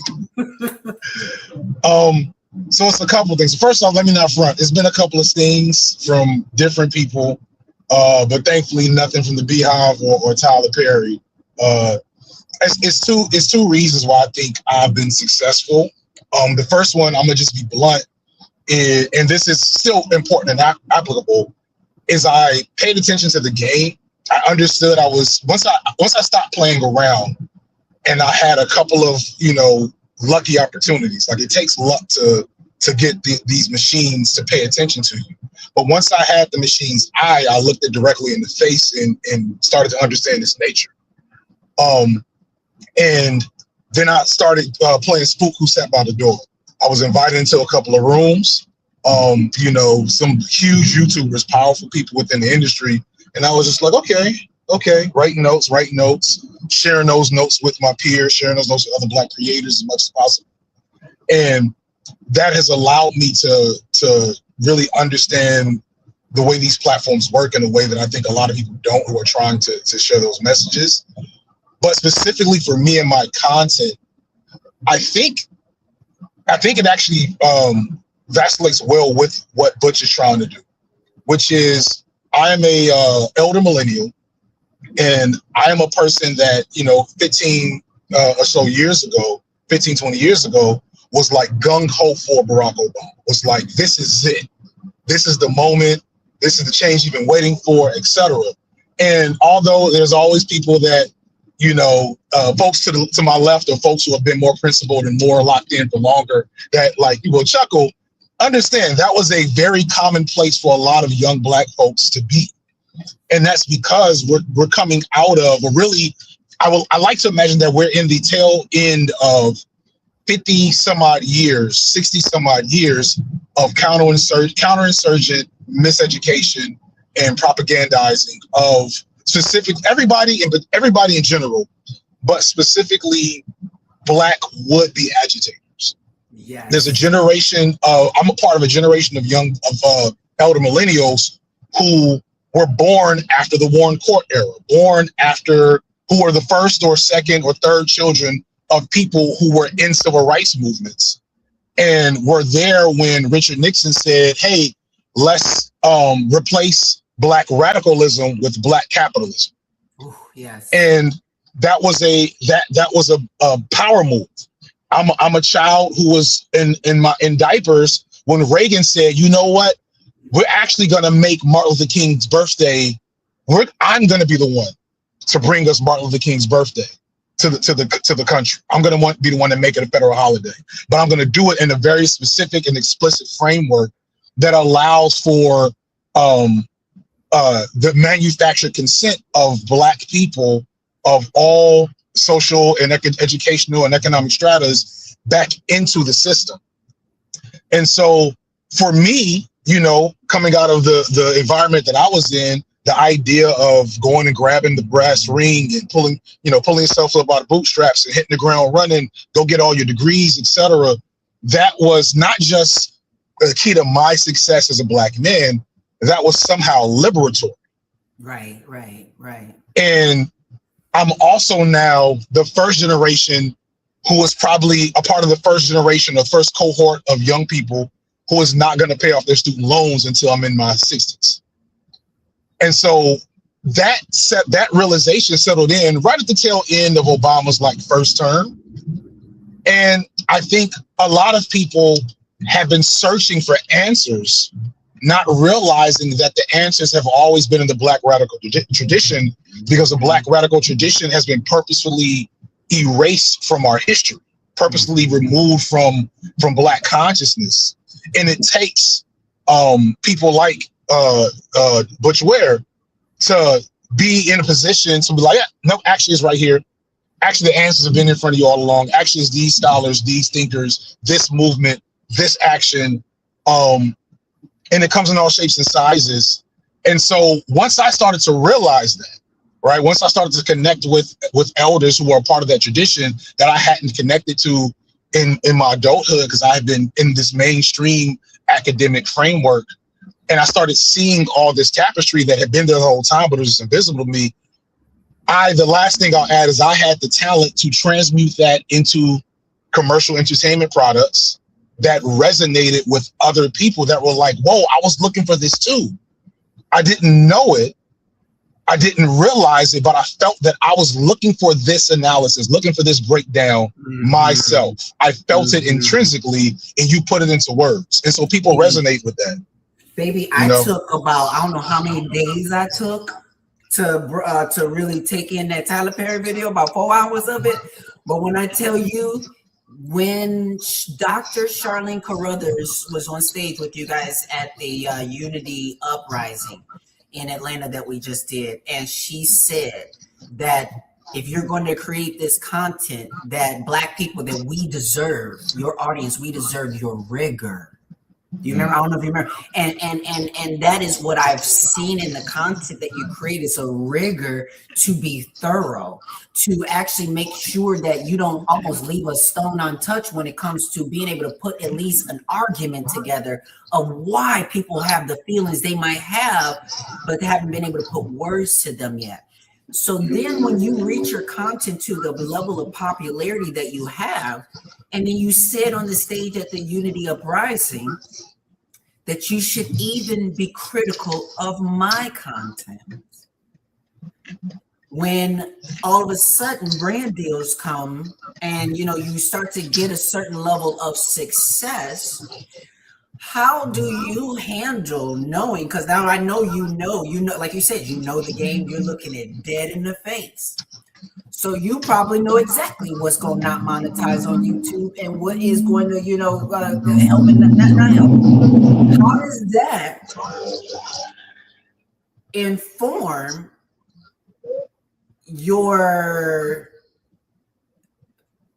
How does that inform the action behind your lens? Like, how far are you willing to dig, or how, like I said, because now I'm in the seat of, I love me some FTV. Oh, you breaking it down, but also that's a lot of million views. So, okay, what is you not saying? So, I mean, there are things I'm not saying. There are things that I have to make a conscious decision. Do I want to, is it worth my platform to be pure and blunt with this message, or must I couch it in something that is that I can subterfuge? Also, and I want to be clear, it's not as cynical it's not a cynical thing in and of itself. It's also tactical, because me and Butch Ware, we talked a couple of months back. We just had a little conversation on my side channel, and it was blunt as hell. We talked all the shit, no holds barred, whatever. I don't know, 20,000 views, maybe 40,000 views. But I can subterfuge a lot of the rhetoric and ideas and elements to that conversation into a video about a Beyonce or Black Panther, the movie, and then reach an audience and have that information resonate at a frequency that they don't even understand that they're being, connected with. Yes.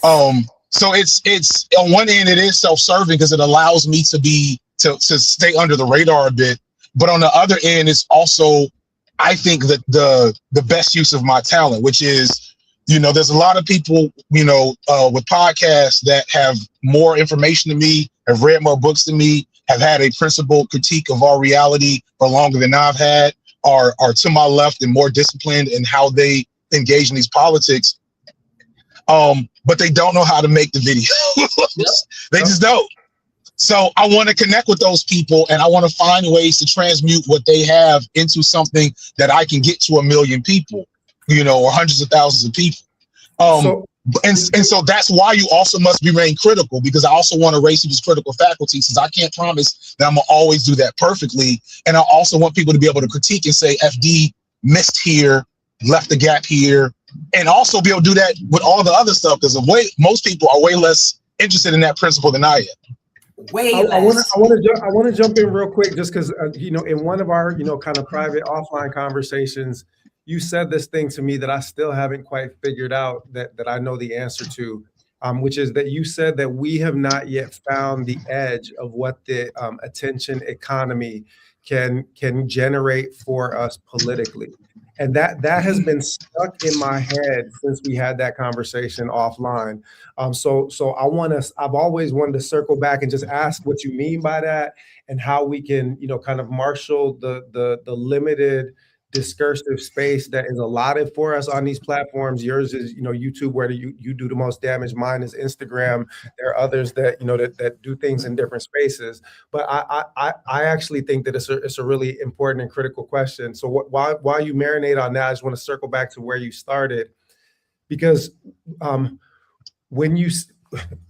I heard very deep resonance with the in your experience on YouTube with what I get when people hear me speak in person for the first time, especially Black audiences, which is that people have this response like, wait a minute, I know this stuff, right? Like, wait, I know that Dems are ops. How did I forget? Like, I know that I knew that Malcolm wasn't about this. I knew that Fred Hampton wasn't about this. I knew that Assata Shakur wasn't about this. I feel like I'm never really doing anything except reminding people of things that we all already knew, right? But that somehow and I guess ultimately the same question, right? Because somehow the propaganda machine, somehow that Black excellence, that Black capitalism instead of Black radicalism has produced this kind of generalized stupefaction amongst our people, so that we just have to have like this reminder. So maybe they're the same question. I don't know, but those were the two things that were on my heart listening to you.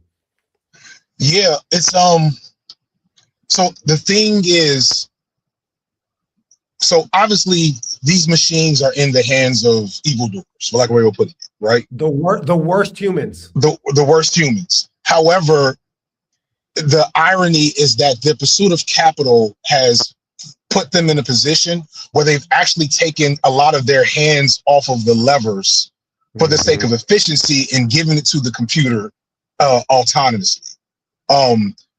Basically, that's a lot of big words to say. The people that control the platform don't necessarily control the framework. Yep. Now they can always change it. They could always put in the efforts or whatever.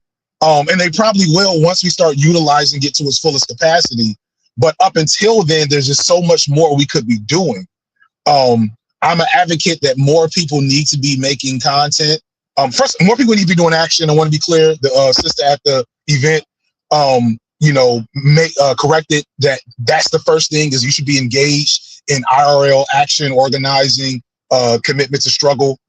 But for those of you who, we're just on the side or whatever, you have time, you should be engaging with the building of networks and algorithmic, what I call gravitational, like gravity wells around Black struggle, because the machines are mostly blind. They only respond to engagement.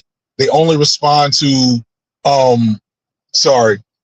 they only respond to engagement. They respond to what the people are actually doing.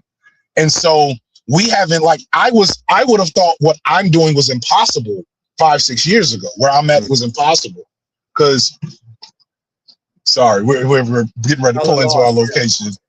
Yeah. I would have thought what I was doing right now was impossible. And then I did it. And then I would have thought, okay, replicating the success I had with any other Black person is impossible. But then Andrewism did it, Lil Bill did it, Foreman did it, Olay did it, like all these other people did it. And so it's like, okay, we kind of see some percolation here. What is exactly happening? And what I recognize is that it's responding to the movement of people. So ironically, even online, organized struggle leads to, action and change. So I forgot what your last thing was, and I want to try to get to it before I have to jump off the car to our destination. No, that was basically it. It was about how we can, weaponize the attention economy for political purposes, and it was connected in my head in some kind of intrinsic way with reawakening and reviving something that is latent already inside the culture. It's an appeal to something that's sitting below the surface, because I almost never actually have the response like, what's this nigga talking about? Like the response is usually instead like, oh yeah, like this reminds me of something that I knew, and how did we manage to forget it? Yeah. It's a very complex media apparatus that we've been suffering under and fighting for, the better part of a century. And, as was alluded to from some of the other guests, we're at the precipice to puncture it, to disrupt in a way like never before. So I hope you're able to do that. I support and I'm rooting for you to accomplish that goal for the people. And I appreciate y'all having me on. Thank you so much. And FD, we're going to definitely be connected. I'm in Atlanta, so we're going to be connected. I need to connect with you. Thank you so much for joining us. I think we might have one other person that says that their device is not connected, though. I know we had Rathbone on, but I'm not sure what happened to his connection. I can also yes, Omar and Rathbone. Yes. But yes. So you have a way of being able to surround yourself, obviously, with folks who are not just saying things, you know what I mean, but are actually doing things. And what I love about what FD is saying, even as well, is just understanding that he's seeing the game that he's seeing, and playing the game that he's playing it, but he understands that there are like skillful ways in order to kind of produce and do those things that might be helpful for those who are of us that are making more direct and radical content. I do like that he's able to shake people's mindsets up to ask the right questions when he does break a video down for, like with Beyonce, and just like talking about Black radicalism and the ways that has been turned into performance art, and like, kind of the separation of what folks say versus, sort of the images that they're providing and whatnot. But when it also comes to, like, I would say, like, disability rights and disability justice as well, that's one of the conversations I think that we always need to even center more and talk more about, just because, like, some of us are walking around with like disabilities that are unseen, that are not, that you can't really tell. And I go ahead and actually finish. But some of us are walking around with disabilities that, are not as visible. And some of us, are one like bout of COVID away from being disabled, or, living under an administration like this one that, we have the threat of another virus, Hunter virus, or something that might be going around as well. There is, I think you said it. I think there was something that you said, Dr. Ware. It was something you said that you're an accident. What was it that you said? Yeah, no, what I said is that we are all aging or an accident away from having disability be the central concern in our lives at any time. And so for that reason, disability activism, engagement, and political work should be at the core of our existence. And I mean, I've had my attention drawn to that as the, parents of a 15-year-old severely autistic, child who's verbal but not exactly communicative, and who needs all kinds of care. But the reality is that disability has been moved to the political margins for all of the same reasons for all of the Nazi reasons, right? No, I mean, well, look, for all of the Nazi reasons, the same people that brought us eugenics. Yeah, exactly. Eugenics, racial politics, all of the queer phobia, transphobia, the same people, that are responsible for every kind of, replacement theory, right? All of these things, they're the ones that are trying to turn our attention away from caring to the disabled, the weak, the socially, the physically vulnerable, and we must be at all times 10 toes down to fight on the behalf of people who might not in any given moment have the capacity within their bodies to fight for themselves. And Audre Lorde, and you don't want to wait till it's too late to be advocating for that, because it's coming for you one way or the other. It's coming for you one way or the other.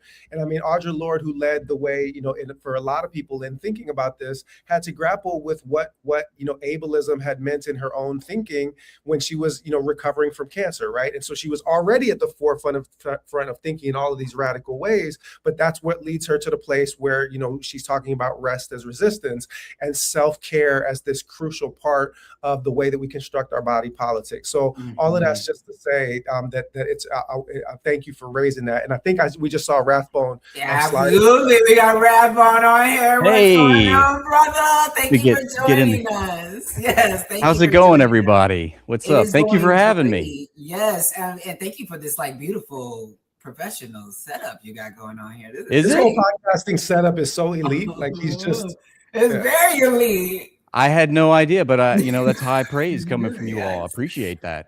Well, so let me ask you a question just straight off the jump.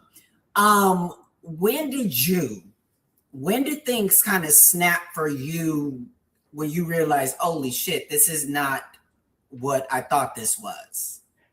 I think it was COVID initially that I guess I'm a late bloomer, but I've always sort of rejected the political economy that I've lived in. I just didn't know how to articulate it. And I think COVID really gave me the opportunity to sit down, and go on a YouTube rabbit hole and start learning from a bunch of leftist intellectuals. And that sort of started my journey of becoming really fiercely political. And, anytime I feel like the artist in me, anytime that I get inspired or passionate about a topic or a discussion or whatever the issue is, I always want to create about it. I always want to make art or make something creative to share what I find so passionate. So I just started making political sketches, and it was the first time that really anything kind of took off for me. So people were telling me that's interesting. That's actually kind of interesting for you to say that doing political content or comedy and satire, because there seems to be an interesting conversation right now when it comes to comedy and politics. And some comedians choosing to use that stage to punch down or to run cover for, to give the people their bread in their circus, rather than actually sort of reflecting the times. So what would you say as a comedian, what is your perspective sort of on the landscape of comedy right now? Because people are claiming, you got right now, Kevin Hart, they just did this roast where they're claiming so boastfully that comedy's back, because you can now say the R word and now make a joke about George Floyd. What is your sort of perspective of the current state of comedy and politics? Well, I think, I don't consider myself to be a comedian necessarily, although I think a lot of what I do is I focus on expressing ideas, political ideas, through a satirical way. And it's at this point, it's like you have to laugh to keep from crying. So many times I'm told that, humor is an effective tool to get, the point across, especially when it comes to Zionism and the Israelis, because I feel like my goal is to ridicule them and not show them, because I think they want to be reviled. I think they take sadistic pleasure in that. So yeah. Shame them and laugh at them and ridicule them as a way to, I don't know how effective it is, but that's sort of my goal. But I think, to answer your question, I think satire, comedy, that's always punching up. That's the whole point, is to punch up and not punch down. So I don't think comedy is back just because you can say the R word or whatever. That's so silly to me, so I don't know. I reject all that. Well, let me ask you this. What was it? When did you how did Butch Ware come across your radar?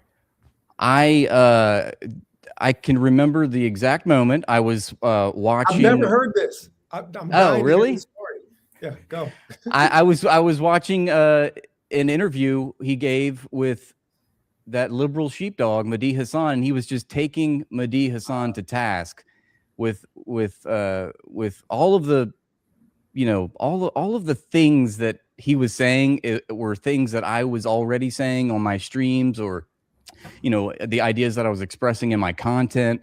So it was just like, it was so refreshing to me to hear a political candidate that's not part of the duopoly, and he's actually speaking truth, and he's speaking honestly, and he's got integrity, he's authentic, he's sincere, and he's like I said, he's saying all the correct things. So I was just floored, and I tell people this all the time, because I cover Butch Ware's campaign. I cover it, all the whole, ever going back to his run for presidency, and he's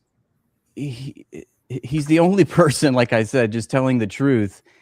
And I try to, tell people and make people more aware about the Green Party, because nobody really, not nobody, but there's a lot of people that don't know what's happening, and there's a lot of treachery that the Green Party faces behind the scenes. And I'm so disgusted by that, especially from the Democratic Party. They're actually co-opting and all the policies, all the platforms that the Green Party actually champions, and they pay lip service to it, but they don't follow through, and then they attack their left flank, and there's all these illegal sabotage. That's why we have to write in Butch Ware now, and absolutely, it's just. I don't know. I sort of lost my train of thought. No, go ahead, Dr. Ray. You're going to ask him something. Can I jump in with one piece, just because I didn't realize that it was the Mehdi Hasan interview that had first got your attention. I had seen a couple of your really good sketches. The first one that drew my attention was when you were talking about cops not being workers and cops not being part of the working class, and I was like, oh, where has this guy been all my life? Just want to make that clear. Like, it was just brilliant, sketch, the role play piece. But I think that this is the other critical part. And I got my, Intifada shirt on now. I had to do a costume change. I got a couple different T-shirts for this under the leather jacket. And by the way, there's a conversation happening in the chat right now as to who's winning, my black leather jacket or your blue denim jacket. So I just want to and I feel like there's a Sydney Sweeney joke in there somewhere, but I don't really know. I didn't even think about that. Oh no. No. No, because somebody said they like the green jacket that Angelica's wearing. And Angelica's got the green. Well, you look like a superhero in the green jacket. Yes. So, I don't know what the feminine equivalent of a black green hornet is, but we'll figure that out later. Yes, they're getting very nice. Yes. Well, but the thing I just wanted to mention quickly was that the reason why I stuck with your content and why I invited you to the End of Empire conference that we did at UC Santa Barbara, where we got to to break bread with you and with Guy Christensen and others, because the litmus test for me is the one that Mehdi failed, is that anyone who would condemn the Palestinian resistance is not on our team.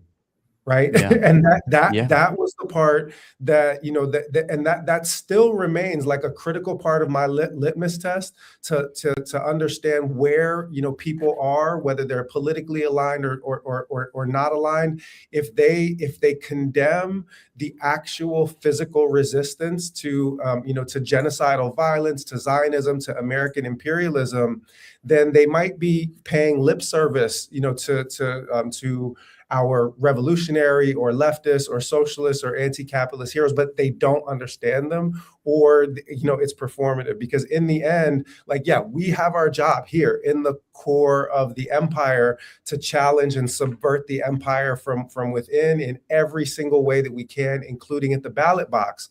But the reality is that the true resistance is, you know, the resistance that occupied people face on a daily basis to their, you know, to their extinction, right? So that was the reason why, yeah, I like the good sketches and everything, but I only stick with people when they stick with the resistance. And like you were saying earlier, I mean, you guys, I was listening, and you've had amazing guests on. They've said all the right things, and you know, like you said, Butch, genocide is not a red line, you know, to these liberals. It's enraging hearing Democrat sheepdogs tell us that anti-skepticism is a bridge too far, but genocide isn't. They cancel candidates because their rhetoric isn't pure in opposing genocide, and they maybe offended somebody's feelings, maybe. So then they promote liberal Zionist cops. I mean, it's insane to me. And you know, that's why I'm here. I always have time to disrupt the duopoly. And you know, there's no other party, there's no other candidate that's saying and doing the things. And above all else, Butch Ware and the Green Party does not accept money from the Epstein regime.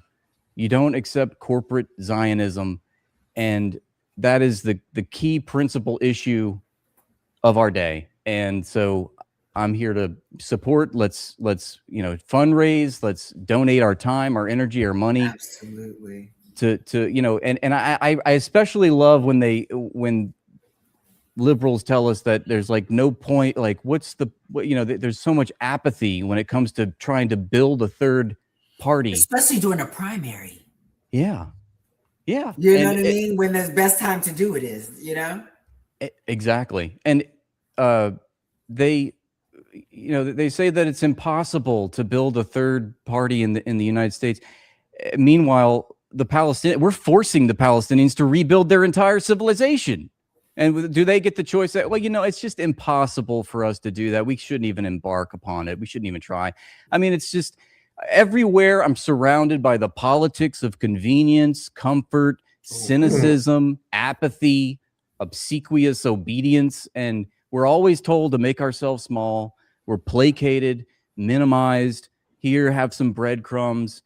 And then it's not even the breadcrumbs. It's just the promise of breadcrumbs, because they don't actually come through with the breadcrumbs. They really don't. You know, so it's they like, really don't.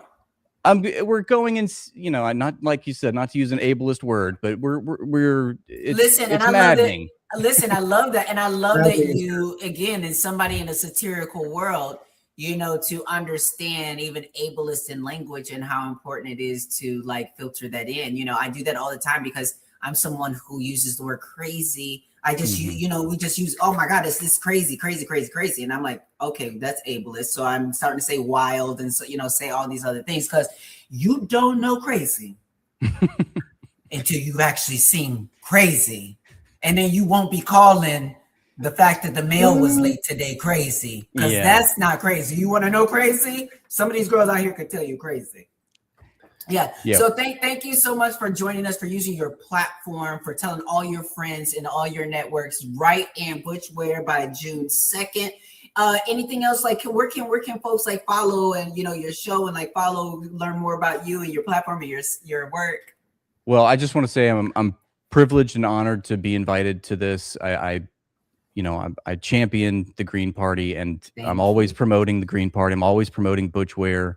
And you know, other Green Party candidates like Anthony Aguilar, and I guess I basically just have a live stream on YouTube that I do Monday through Friday, 4 hours. We cover the news. Wow. And we kind of talk about all the things, all the values, all the issues that are underrepresented in our mainstream. Let's do it live. Bring me on. Let's do an hour live. I would love that, Butch. I would love that. Let's I want to come on sometime too, Rathbone. I want to come. Let's do it. I just want to say, Butch is one of the few people, and I don't, suffer foolish rhetoric, lightly. And Butch Ware is one of those people that I can listen to him for hours and never get tired. And that's just a testament to his intellect and his heart. And so we're Team Butch all the way. So thank you for your time. Thank you so much, Red.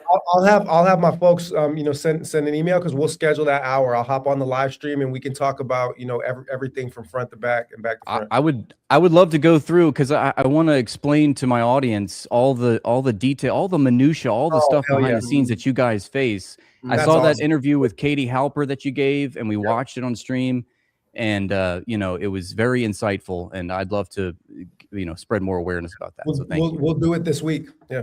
Sounds great. Thank you so much. All right. So before we get out of here, we got another GOAT coming to the stage here that is using their platform at such a young age and is already making such an impact on this movement. Lavish. What's going on, Lavish Mac? Welcome to the stream. Now, Lavish, am I correct in that I can't hear y'all. You can't hear us. Okay. I could just hear you when Rathbone was on, but I can't now. Well, that might have something to do with your connections on that. I can try to exit and re-enter real quick. Or you could try that, or under the settings too, like under there, like when you see your microphone, there's like a little drop down menu by the microphone, and you can select where your sound is coming out of. And I would probably bet that your sound is probably not coming out of where you need it to. Or it looks like he might come back. Yeah, it's like way in and out. We'll just let him reset those audio. Yes, but so hold on real quick before you jump in. I just wanted to say that there was a moment where you said we're living in a satirical world, and I thought you were going to go into a Madonna impression at that point in time. I literally I don't know if you heard it in real time the way that I heard it. In a satirical world, and I am.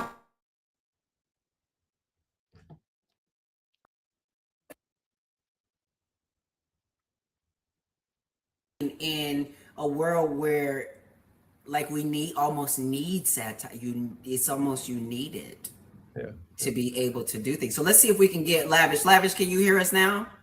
I can hear you now. We're back. We're locked in. Okay, now we're locked in. So Lavish, I had the pleasure of meeting you in person just recently here. It was my pleasure. Yes, in LA at the First Unity Uprising. And so am I correct that you are also now on the team side of the election right now, right? Like you're running. I'm not running for anything, but I'm not running, but you're working for a candidate, right? Yeah, I'm locked in with Greg Stoker's campaign for Congress in District 31 of Texas, right outside Austin, doing some social media comms and constituent outreach. So yeah. And is Greg running green or blue? Yes, he is. You're running green. Okay, good. He ain't running blue. Right. So talk to me about well, one, I want to ask you because you're pretty young, and I want to ask you when, because with this younger generation, what was it for you that kind of shifted things? Wait, this is not what I was taught in schools that this was supposed to be. For sure. I'm young, but I think I'm older than you think I am. I'm 33. The first thing I ever remember, along these lines. I'm going on 46. So yeah, you're still a little young to me, baby. For sure. But I remember protesting George Bush with my mom. So early on, having this concept in mind of how bad the Republicans were, but then Bill Clinton also was doing the same thing. So it's not really a revelation that I had recently, or it wasn't around George Floyd or COVID necessarily. I guess that's kind of when my life, like so many of us, our lives changed around that. Maybe that was a catalyst. But I've had this consciousness around it, I would say, for a long time. But yeah. Wow. So then what introduced you to Dr. Ware? Like how were you introduced to Dr. Ware and his platform? It was a really organic, like, internet connection for sure. I was making a lot of videos after I ran for office in 2023. I was making all these TikTok videos. I got my Instagram deleted, so I was like, I'm going TikTok. And I think I made a video talking about prisons in some capacity. I think I was talking about Angola prison or something like that. And Butch reached out to me. I think he saw the video. So it was organic like that. And he invited me to come out to California, man. And that was really a major movement, a major moment where so many of us connected. Like I met Rathbone, who was just up there. And I mean, Butch put us all together in this way that I'm so honored to have been one of these people. We were like, you know, his students almost in a way. He like got us all together. He picked us out. It was beautiful. So shout out to Butch for creating that. It was amazing. Well, I think, you know, that's what some people don't see sometimes as organizing, right? You know, as actually putting people together who need to know each other. For sure. Yeah, and learn from each other. Go ahead, Dr. Ware. Well, I'm glad it was, you know, named just because the reason is that all true revolutionary movements are actually rooted in love, and you cannot love or trust people that you don't know. So Right. You actually have to get together, share space, and people that know me know that I'll be up and down the state. I'll do 4 in real life appearances in one day, because the thing is that gathering in physical space, energy doesn't lie. You know who you're sitting with, and there's an energy exchange that takes place in that. So much of what I've done throughout my whole career before I ever got called into electoral politics was literally only that, just trying to bring in people that I know are aligned on the right kind of work and they're trying to do, but they just don't know each other yet. And, Right. and what you'll find is that if you bring 30 people that, you know, you think are energetically aligned together, and you might find 3 were actually duds like that, you know, and that's fine. They weed themselves out, you know, Right. But you might find that 3 or 4 people in that room will literally themselves become the kernel for a whole new movement. Yes. And it's also, and I think that this is important for us to understand and reflect on as part of our political practice. This is also part of the reason why I'm not an ordinary political candidate. I come from an organizing, activist, and educating background. So my goal is actually always to cultivate fellow soldiers in a movement rather than disciples in a movement. And people think that electoral politics is about, you know, getting people to vote for you, and at some level it is. But all political activity is actually about bringing together individuals, communities, connecting hearts, and allowing people to build solidarity that is like that's rooted in like mutual trust, respect, love, and understanding. That is the basis of all things. You can't be about human dignity in the abstract without actually connecting people in their humanity in practice. Exactly. Well, Lavish, you know, people know about the drama that the Democrats have been bringing our way over here in their California race. Have you been seeing like as running a green candidate in is it Michigan? Where Texas. Texas. Running a green candidate in Texas. What is the response you're getting? I would say it's actually good because so many of them, you got to think about Texas, right? So many of them are vehemently anti-Democrat. Yeah. But when you're like, oh, I'm not a Democrat, they're like, oh. Then you can get into these policies and these ideas that they actually agree with. They just can't align with it when they see blue no matter who energy.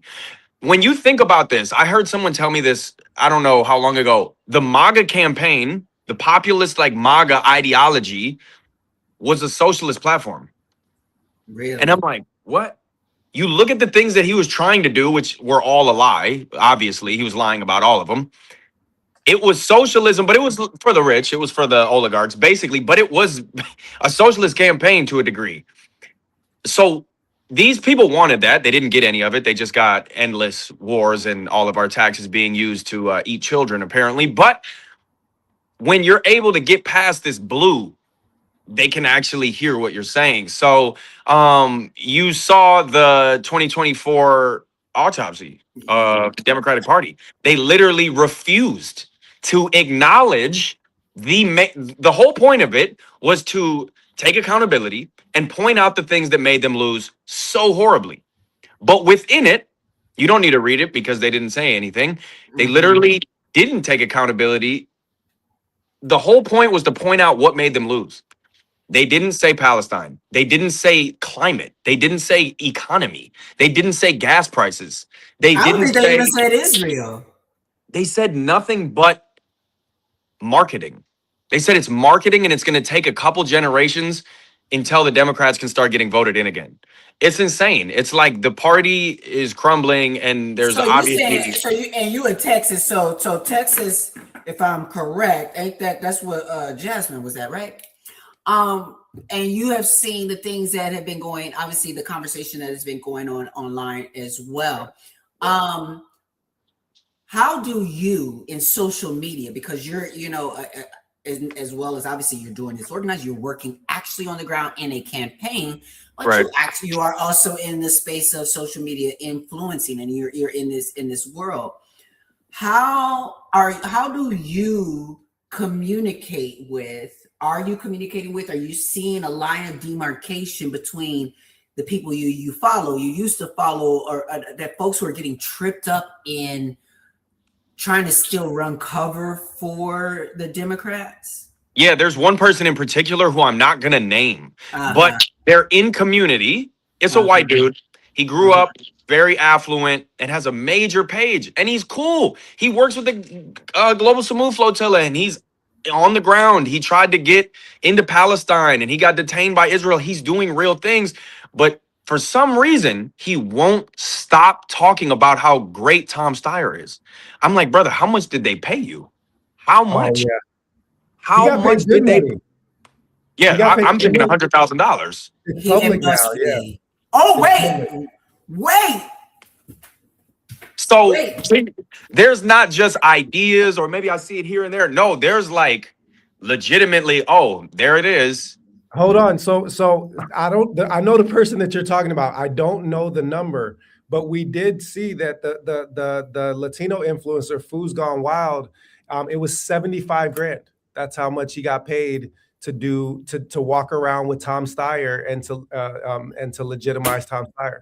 And you see, it didn't work today. Where was he? Lamert Park? He tried to walk through Lamert Park today and got ran out. Child, please.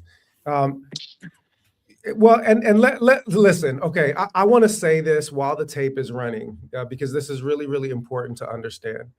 The moral bankruptcy of the so-called progressive establishment, they have revealed to everyone that they are nothing but vote blue no matter who liberals.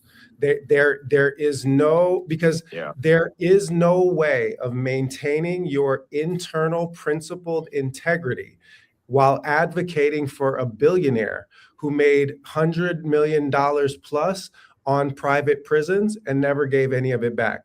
The thing is that there is no way of putting a watermelon flag inside your profile while supporting an anti-BDS, pro-AB 715 Zionist who will not call Gaza a genocide. And the thing is that the moral bankruptcy is what it has destroyed whatever the Democrats were. Now, I always knew the Democrats weren't shit.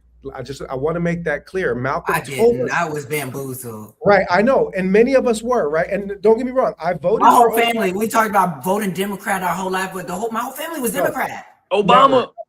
I voted for Obama, and I voted for Bill Clinton when I was 18 years old. And the reason was he was running on campaign finance reform.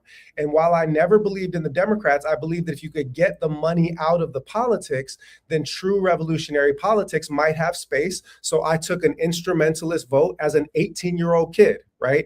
And then never voted for another Democrat until I seen the black, candidate that was running, who was acting like an anti-imperialist, who was, performing the role, who I knew was read in on Palestine. And then he backstabbed us just the same way that all of the other Democrats have. But the moral rot and the hypocrisy and the utter bankruptcy of This is so important to understand. But you're not, and you're saying it's not what you're saying is not like hyperbole. It's not like this thing. It's actually for real, because to when you say that Obama is red on Palestine. Yes. When I watched the Israelism documentary and I learned that the presidents have to make this sort of trip to Israel and do this whole sort of thing. And then when later I hear Obama, Harris, everybody else talking about October 7th, I'm now confused. I'm confused because what you're talking about, that moral, that's what that is, because there's no way you can sit up and be educated and then lead this and then say what you're saying. It's worse than you think. Obama literally studied with Edward Said, the Palestinian, historian, scholar, activist. He's the only Columbia faculty member who had to have bulletproof glass installed in his office windows because he was constantly under threat of death from Zionists, right? And Obama learned from him. So Obama knows, and that makes the betrayal that much worse. Obama is Black, and that makes the betrayal that much worse when Blackness is weaponized in service of white supremacy. But people need to understand this. The Democrat Party is dead. It was buried in Gaza. It will never recover. And all that is happening is that Quentin Quarantino, because that's who you're talking about. He said it. I ain't say it. He said it. Quentin Quarantino and the Democratic Socialists of California, CARE Action, the Council on American Islamic Relations political action group, endorsed a genocidal anti-BDS white billionaire Zionist. So understand that every single human being that aligns themselves with a genocidal party is morally tainted in the process. There is no way of recovering from the stain on your soul from affirmatively choosing mass murderers. And so we have to understand that there are going to be people that we like that make a strategic decision to run for a Democrat for this office or that office, and that's all well and good. But the reality is that the Democrats are dead, and any efforts to resuscitate them are resuscitating a morally evil, corrupt, bankrupt. Go ahead. What I have in go ahead. No. Go ahead. You go ahead. Okay, I have. You see all these Republicans saying, "I'm not taking AIPAC." You see some Democrats like, "I won't take AIPAC," but not because they don't want the money, but because they have to compete. The last party in the United States that will legitimately continue supporting Nazis is the Democratic Party. The Democratic Party is going to go down on its shield of defending Nazis, while Republicans, the party that their entire identity is to make look bad, won't take money from them. It's crazy. You brought up Jasmine Crockett earlier. She just endorsed the dude that AIPAC gave $15 million to, who is I'm like, so he's a Republican. He got $15 million from AIPAC. He's an op. That dude is an op straight up. And what's so crazy is I don't understand. Well, I do. And I had to check somebody online recently. I'm not going to say her name, that's been a part of the chorus space and all these other things that want to act real brand new about all these things. But it's like, we watched this whole time Corey struggle and get ousted out as a Black woman who stood on principle. Like some of us have been supporting Corey from way back or whatever. So I don't understand. I do now, okay, again, but it's really baffling to me to see this commentary about being anti-Black and against Black women when those same people don't seem to be showing out for somebody like a Corey Bush. And they only are doing it now because they have been so exposed.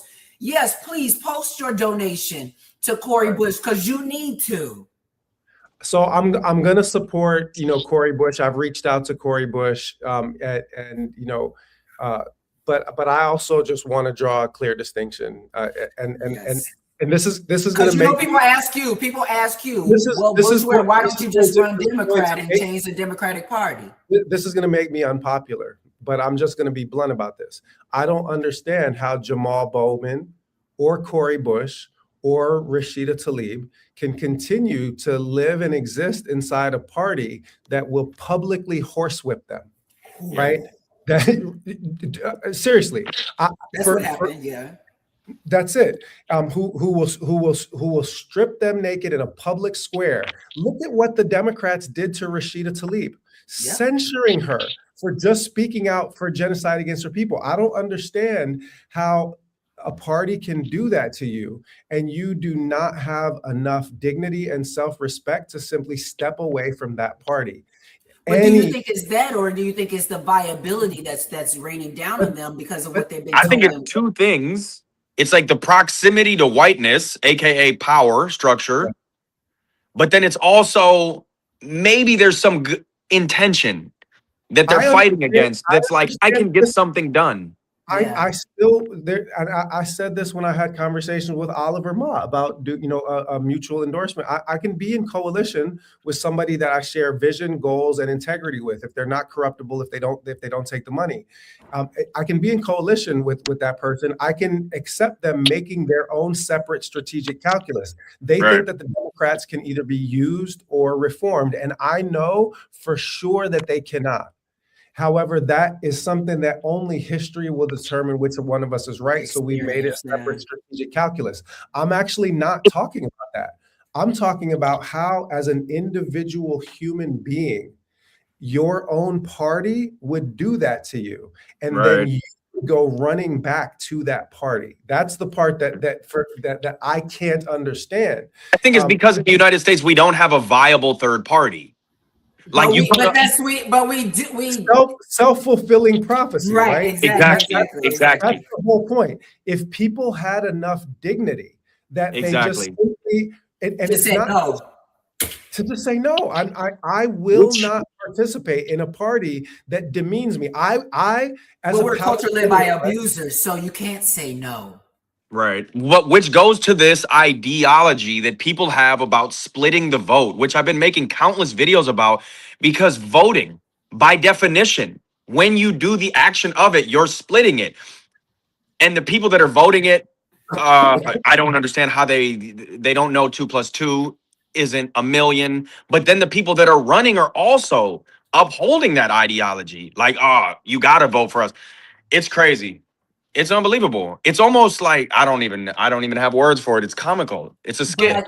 But I think what it is, though, it is us. It is what we are. We are architects of the future, in the sense that it has to be folks who are going to be 10 toes down and say we are building something new.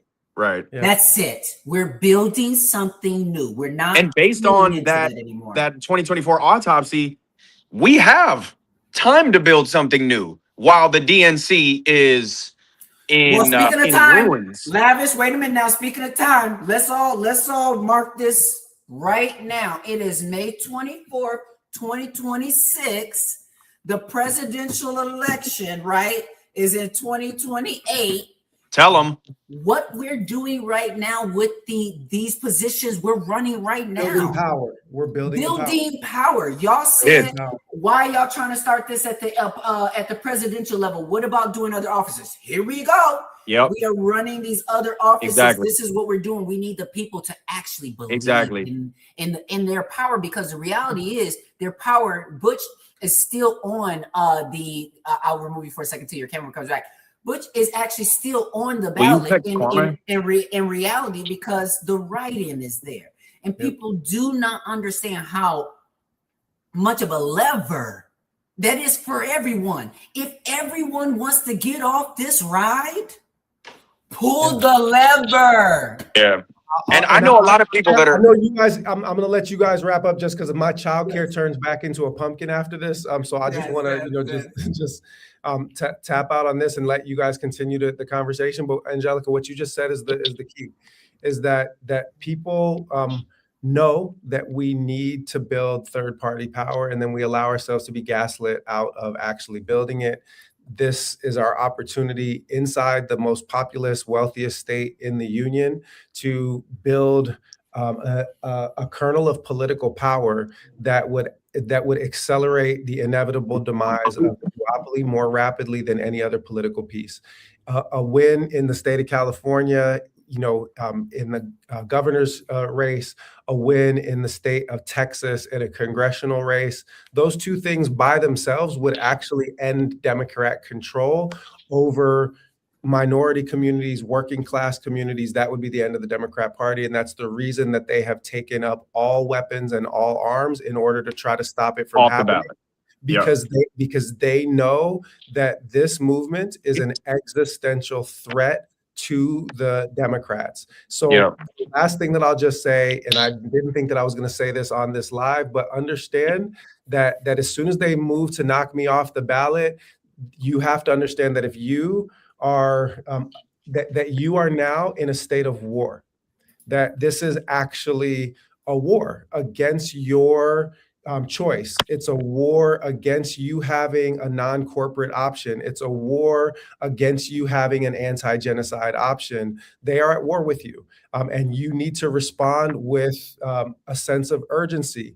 You need to contribute and donate to a war chest, because it's going to cost over the next couple years, as we build into 2028, in my race and in Greg's race and in a bunch of other races, it's going to cost millions of dollars to be in and out of court, because they are going to not leave any weapon unfired in their efforts to suppress this movement, because this movement is an existential threat. This movement is the existential threat for the duopoly. There is no other independent political movement that threatens them at the ballot box. And therefore, they are going to turn all of their weapons against us. And we must be prepared to rally the troops.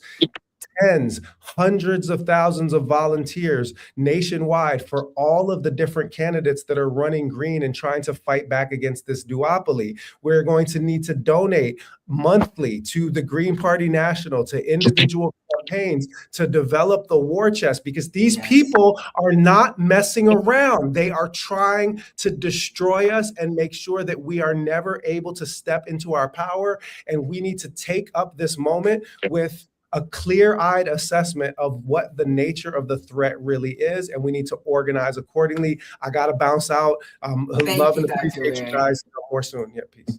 Blessings. Thank you so much. Thank you, Lavish, for joining us as well. And anything. Damn, I don't know. Now I can't hear you. Let me exit. I'll come right back. Oh, okay. Okay, yeah, exit and come right back. But thank you, everybody who has joined us live today to help us disrupt this duopoly, to raise money for the Green Party, because as you know, we're not powered by super PACs. We are not powered by corporations, so we need every bit of support that we can get. For sure. So Lavish, when is it due second for you guys also? Yep. It's coming up soon. All right. So listen, everybody, get your vote out, whether you're in Texas, whether you're in California or any of these other states. Make sure you know who and what you're running for, and make sure you know who is funding the people that you are voting for, because like Dr. Ware says, who funds you runs you, honey. So just make sure y'all tag into that. Thank you, everybody, for joining in on this live. Disrupt the duopoly in your daily life, however you can. Boycott, divest, do all that you can to break this shit up, because I'm gonna tell you what, this shit don't work without us. And now the Dr. Wears off, I threw on a couple little profanities, because I didn't want to associate it while he was on the thing. But let me, yes. Anything you want to say before we go, Lavish? Yeah, I mean, obviously, them taking him off the ballot is the most obvious and direct thing they could have possibly done to validate everything that he just said. What's so wild about it is people are so misinformed, because they think that it's a situation where he didn't fill out something correctly or whatever. No. They played all kind of games so that actually, when we actually went to court, we could prove. I interviewed him when it happened. It's been widely publicized. People are aware, but once they get taken off the ballot, they just go with the status quo bullshit, and it actually works on these sheeple, instead of realizing, oh, damn, they're doing everything in their power to make sure that I can't actually exercise my fucking freedom. And people still don't see that with that much of an effort of an attack, that they still have a choice. If I'm not a problem, leave me on. Leave me on the court if I can't hoop. Just put it on. Just put me right, because you got all those people that were on there, and to come to find out, the very thing that they had accused him of doing, there were other people's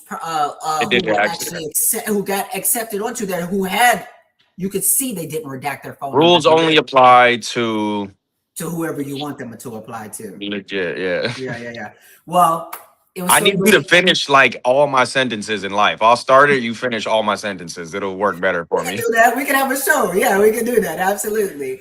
Thank you, Lavish, for everything that you're doing now, using your platform to step off, because I know that well, I mean, maybe you could talk about it more than I can just like kind of just generalize it, but like, what has the experience been like for you and your platform from once feeling like something maybe carefree and that you could, just kind of do more, like just, be more involved in like this social stuff, to now knowing that you are prioritizing, movement stuff, things like this. I mean, there's been a shift. The level of visibility has been there and it just feels normal. But now, especially with the recent organization and documentation that I've been doing in Cuba, we're pending on 40 of us, as well as Hassan Piker and Medea are pending subpoenaed from the Trump. So you're included in that subpoena that they're subpoenaing Hassan now? 40 activists that went on this trip, and there was like maybe 15 of us high profile ones, whatever. And then I just returned and I'm organizing another one. So, I mean, all of this is just like an attack on us. Is not really an attack on us. It's an attack on the Cuban people, or it's an attack on Palestinian people, or it's an attack on trans people, attack on black people. It's not really an attack on us. It's just to make sure that no one has these networks. But the way that it shows up in like daily use is feeling like more of a responsibility, as opposed to, like you said, more of something that's lighthearted. I would say that it feels like a job, but sometimes it is like, it's definitely a duty, right? I had like 25,000 followers in like 2019. Mm-hmm. That account, so it's not brand new. Not that that's a big profile or whatever.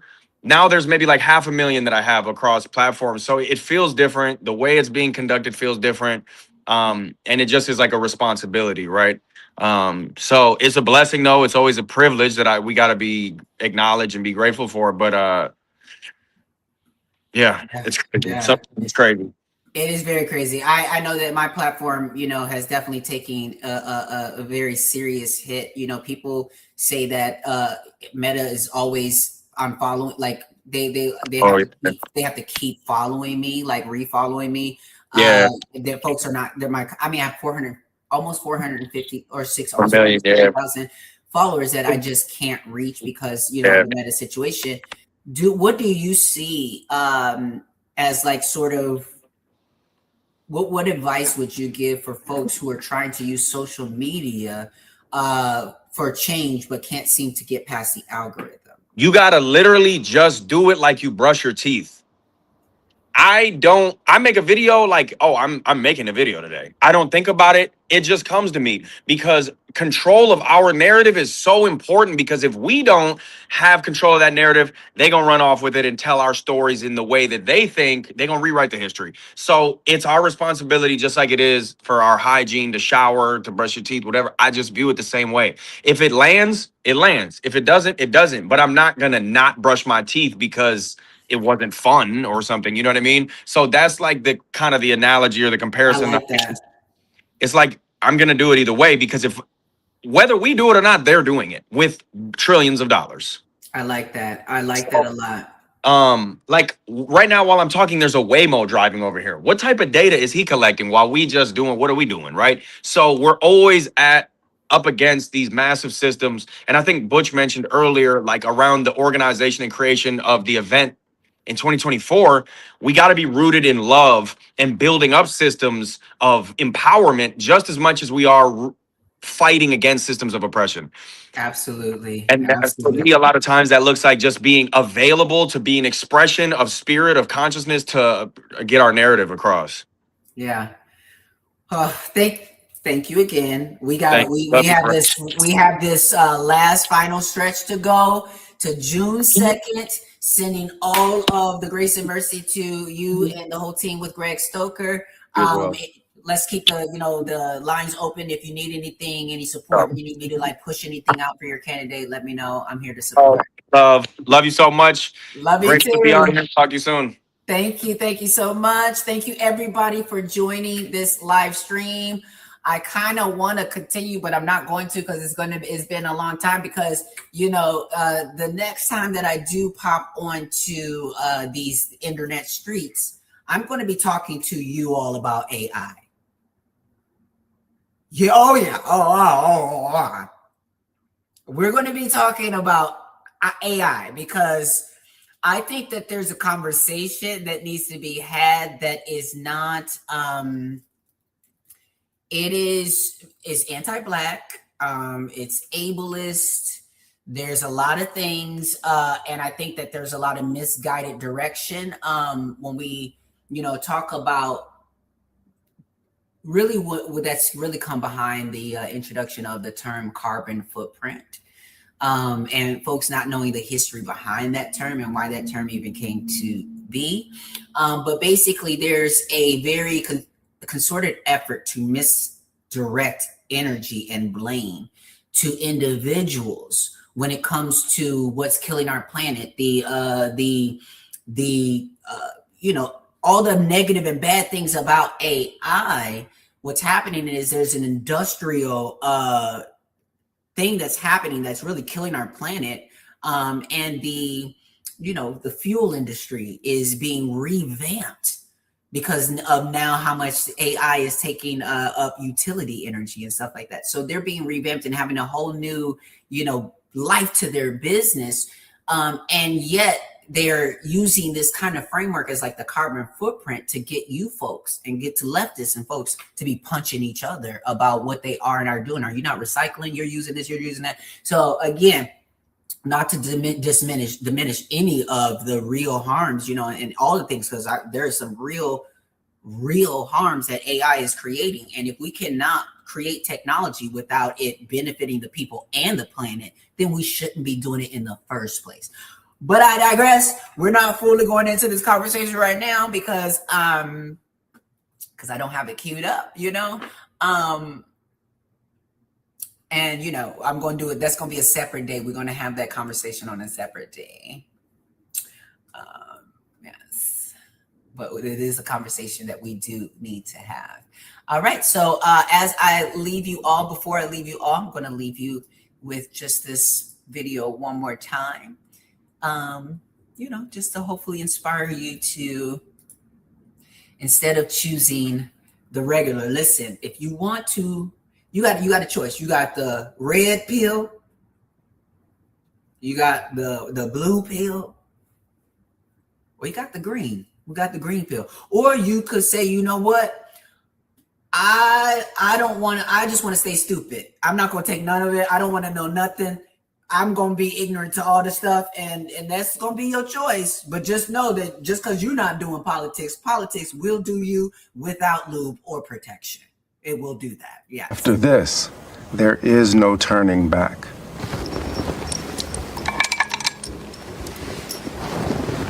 You take the blue pill, the story ends. You wake up in your bed and believe whatever you want to believe about the two-party system. You take the red pill, you stay in Trump land, and he'll show you how deep the fascist rabbit hole goes. But then there's this, the green pill, the choice the system doesn't want you to know exists.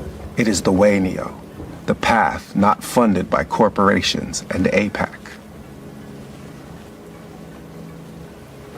Remember, I'm offering you the truth, nothing more.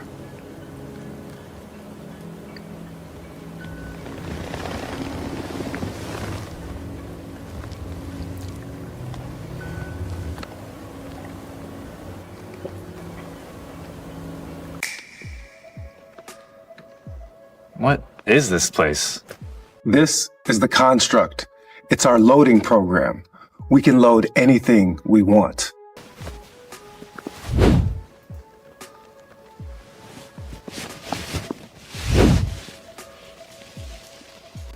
You see, Neo, the red feeds your fears. The blue fuels your fantasies, but the green unveils the facts. What facts? That together we can build a better future. What you know as politics, Democrats, Republicans, that is the world that has been pulled over your eyes, a simulation of choice designed to keep you from learning the truth. What truth? That you are a slave, Neo. Like everyone else, you were born into a system that treats housing as a commodity and healthcare as a luxury. Welcome to the desert of the Duopoly. Isn't this knowledge dangerous? Won't they come after us? Won't they say that we're wasting our votes? Oh yes, now that you are free, they will target you. But you're telling me that no matter what they say, a world with single-payer healthcare, with free education, without genocide or ICE is possible. Yes, Neo, that is the green way. And that's the path that we must traverse. Yes, but there is a difference between knowing the path and walking the path. Free your mind.